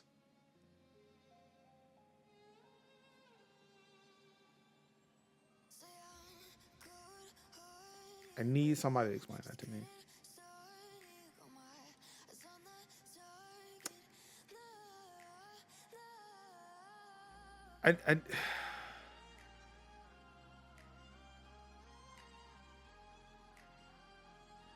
Turbo Ligma, okay.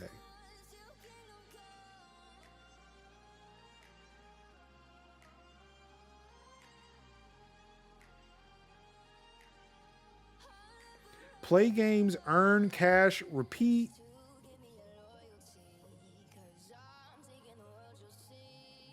Improve your credit with every purchase. No interest, no credit check, instant transfer.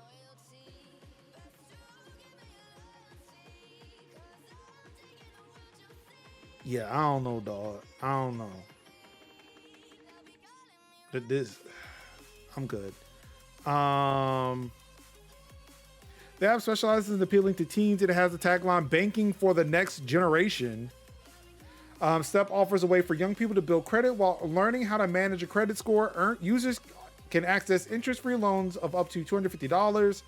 The app also provides opportunities to earn cash by playing games.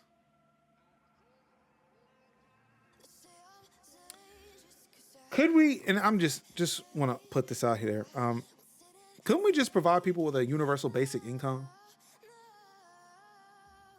It just not have to jump through hoops in order to potentially make money.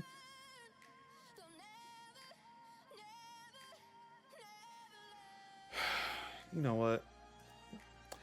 Apple has a slew of updates. macOS Tahoe 26, iOS, or I'm sorry, 26.3, iOS and iPadOS 26.3, watchOS 26.3, visionOS 26.3, tvOS 26.3, a whole bunch of 26.3s. There are security vulnerability patches for these updates, so please, if you can, if you have the ability to do so, please update your shit. And if you are unable to upgrade to 26.3, 18.7.5 is for you. And I guess that's for like a small selection of devices that got left behind from from iOS 26. iOS 18.7.5, iPadOS 18.7.5, macOS Sequoia 15.7.4, and macOS Sonoma 14.8.4 also see updates today or this week. Last but not least, remember I had some noise for you? Well, here it is. The No Ice in Minnesota charity bundle is now live on itch.io. Another chance for you to score a whole lot of games while also supporting charity in the No Ice in Minnesota bundle on itch.io. They're hoping to raise at least $500,000 with $238,575.59 raised at the time of this writing. And at the time of this recording, 296.36. So not that much of a jump. This was also just posted today. So it went up like 60, about 60 grand. Mm-hmm.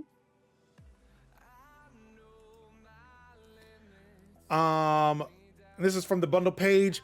We created this bundle to raise funds for Immigrant Law Center of Minnesota in response to the Trump administration sending ICE agents to the Minneapolis area and the reckless murder of innocent people by ICE agents. ILCM provides free immigration legal representation to low-income immigrants and refugee. Can we just say people? I guess it would be specifically immigrants, refugees. In Minnesota and North Dakota. Are they right beside each other? Possibly. They also work to educate the community about immigration matters and advocates for public policies which respect the universal human rights of immigrants. ILCM provides services based on capacity and has a generally high demand for services. The more we are able to fundraise, the more people they will be able to assist. The entire bundle costs $10, which is quite the steal for what's included. Honestly, it's worth. Okay, this is the editorializing. Baba Is You is a part of the bundle. Some other fun picks in the bundle include A Good Snowman is Hard to Find, APICO, and Mudborn. A Pico. A Pico? A Pico and Mudborn are pretty much are worth the $10 on their own. So definitely. So let's see. Yeah, you got Baba Is You. I get this call every day. Mm-hmm. Mudborn, casual nature management sim about discovering and breeding frogs. One is frogs, the other is bees. Fist Ultra Edition. This is a physical game. This isn't the Fist video game. So reminder that you do get some digital games, also some physical board tabletop games as well. Mm-hmm. It was Mandelbrot Fist.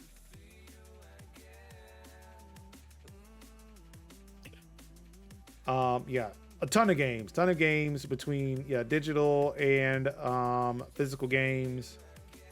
Yeah. Excuse me. Some game assets are in here.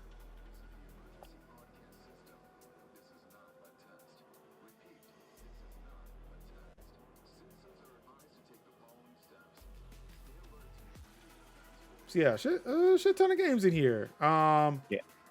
$10 or however, I guess you can donate more if you like. But yeah.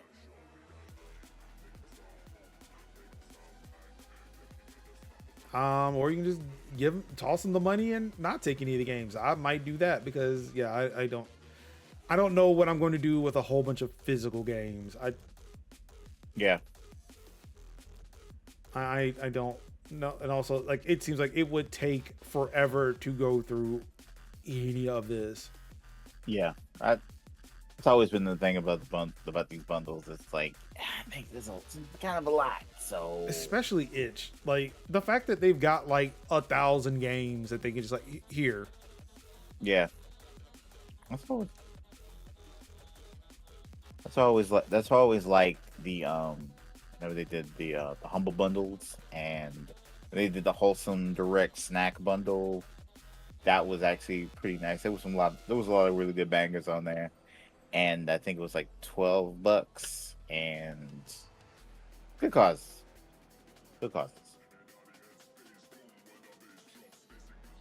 And that's it. That's all I got. That's all we got. Yep. Kev. Yes, sir. We will be gone for 2 weeks. Yep. We will be back for our Thursday plays. Yes. As we are taking next week off to enjoy our birthdays. Exactly. Indeed.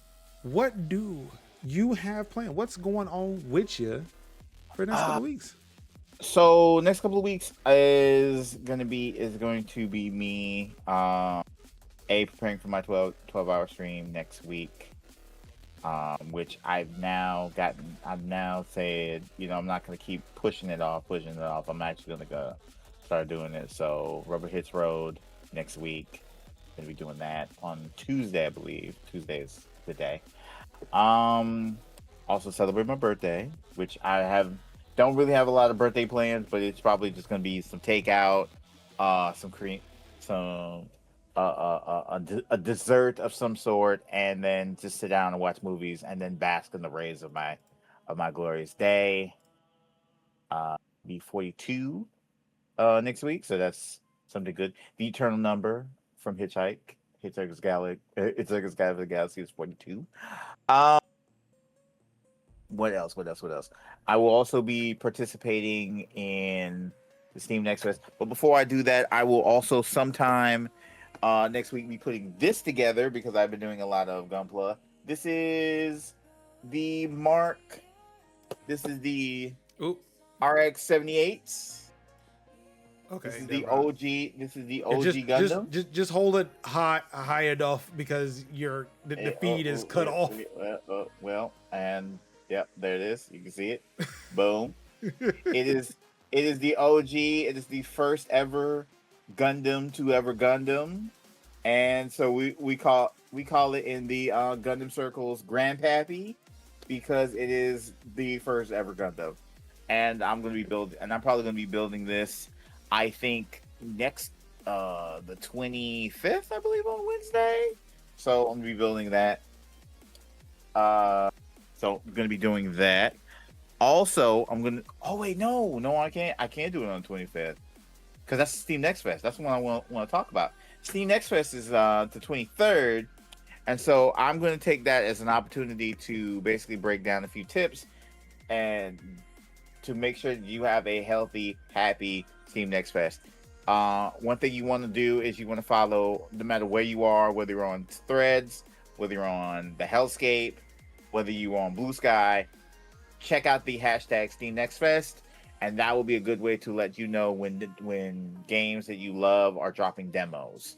Like games from developers that you rock with are dropping demos. Definitely want to do that.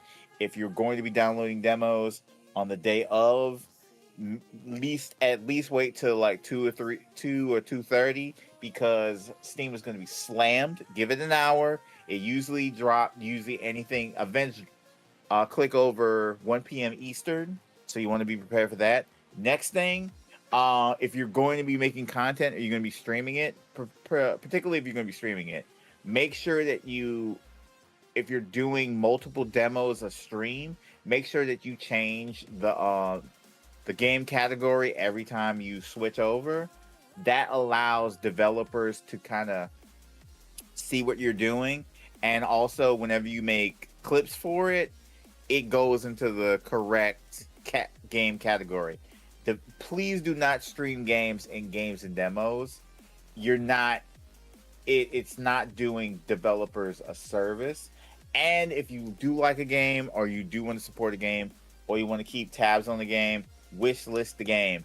Game developers take those wish lists, and they basically, whenever they're reaching out for more funding, or they want to, if they're self-published, they use it to kind of like show, hey, we're kind of hot, so please give us funding so we can finish up or enter into early access or finish up into 1.0, whatever. So they use that. And also, wish listing also helps with discoverability, because it allows because Steam is very, very chunky. It's a chunky platform. It's not about the platform supports games that get a lot of wish lists. So if you like a game and you want a game to get the coverage and you want to stay informed about a game, wish list the game.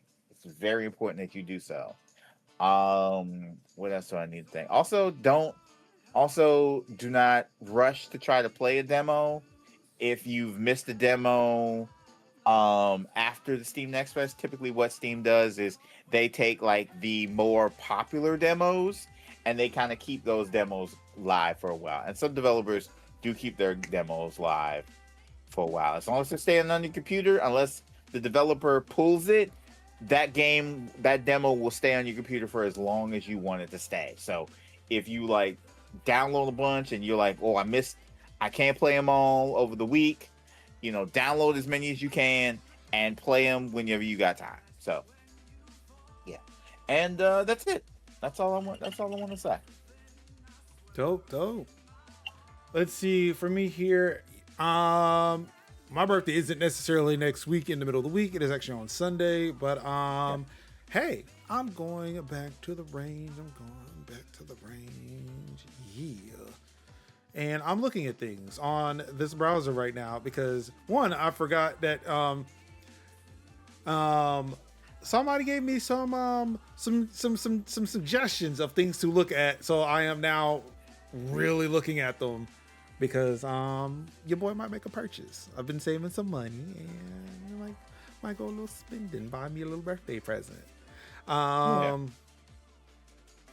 Outside of that, let's see. Of course, we got the content up. It's Black History Month. So, hey, more Forspoken will be played. I promise I'll be back. I am trying not to slide back on not streaming. I'm trying to be back with more Forspoken. However, in the meantime, there has been content that's been created. Tuesday, technically Tuesday, even though it released on Wednesday, Reluted gameplay, Major Offline hit YouTube. And later on that day, again, when we talk, just like we were talking about the TikTok stuff, I did post a video there on socials with regards to that.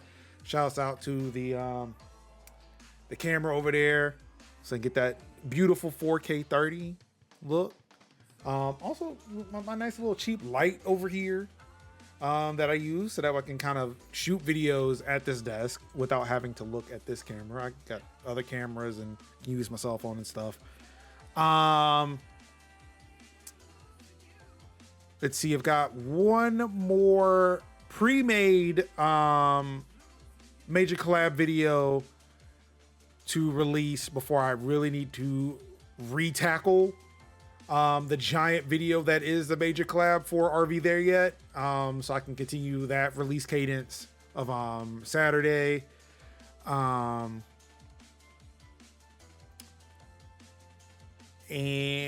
I think that's about it. Going to say Friday, there will be, unfortunately, no major collabs between Kev and I. Okay. I don't think there's anything, but I'm just going to take the time to kind of be ready and also maybe do some preemptive stuff because with everything happening next weekend. So I actually might try to take some time to edit some video. Okay, so none tomorrow. None tomorrow. Okay, none tomorrow. What about next week? Maybe not. Okay. I'll double check. Yeah. I'll double check with you. Double check, but we might have to punt that again. Okay. Let's see. I think that's it for me. I don't really have much of nothing else. Because we won't be having a show Thursday. I actually might still come back and maybe play some more Forspoken. Maybe that'd be cool. Mm-hmm. Because I owe some days. So yeah. Look, it wasn't a remote learning day. It's a makeup day. Well, yeah, I actually owe you Wednesday. So look, Tuesday was a remote learning day. I gave you Reluted. Wednesday, I didn't have an excuse. I was doing something and it didn't want to break that momentum of what I was doing. So I was like, you know what? No, I'm sorry. Gotta cancel Wednesday. I gotta chase this thread while it's still going. So yeah, that got pushed back, but we're everything should be good now.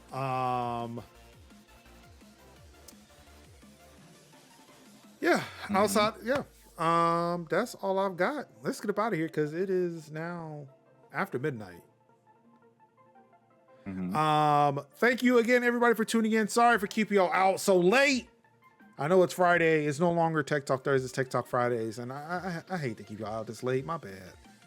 We have so much to get through. Yeah. So much ranting to do. Yeah. But on behalf of Kev, on behalf of Sid, on behalf of Look Out, Idios and Anka, I'm being your host, Marcus Major Linux Summers, twitch.tv/Major Linux. And of course, y'all could have been watching any stream in the world. You could have been playing any game in the world. You could have been anywhere in the world watching any stream in the world. You could have been reading the tech and gaming news yourself, but you said no, thank you. I hear 2 people are shitting on AI for free, and this I have to see. And for that, I said thank you. Thank you for coming through. Really do appreciate it. And of course, all I have left to say to you wonderful people is that no one is going to save us but ourselves. If we stay ready, we ain't got to get ready. And as always, I love you. And peace. Ha. Pound the forever.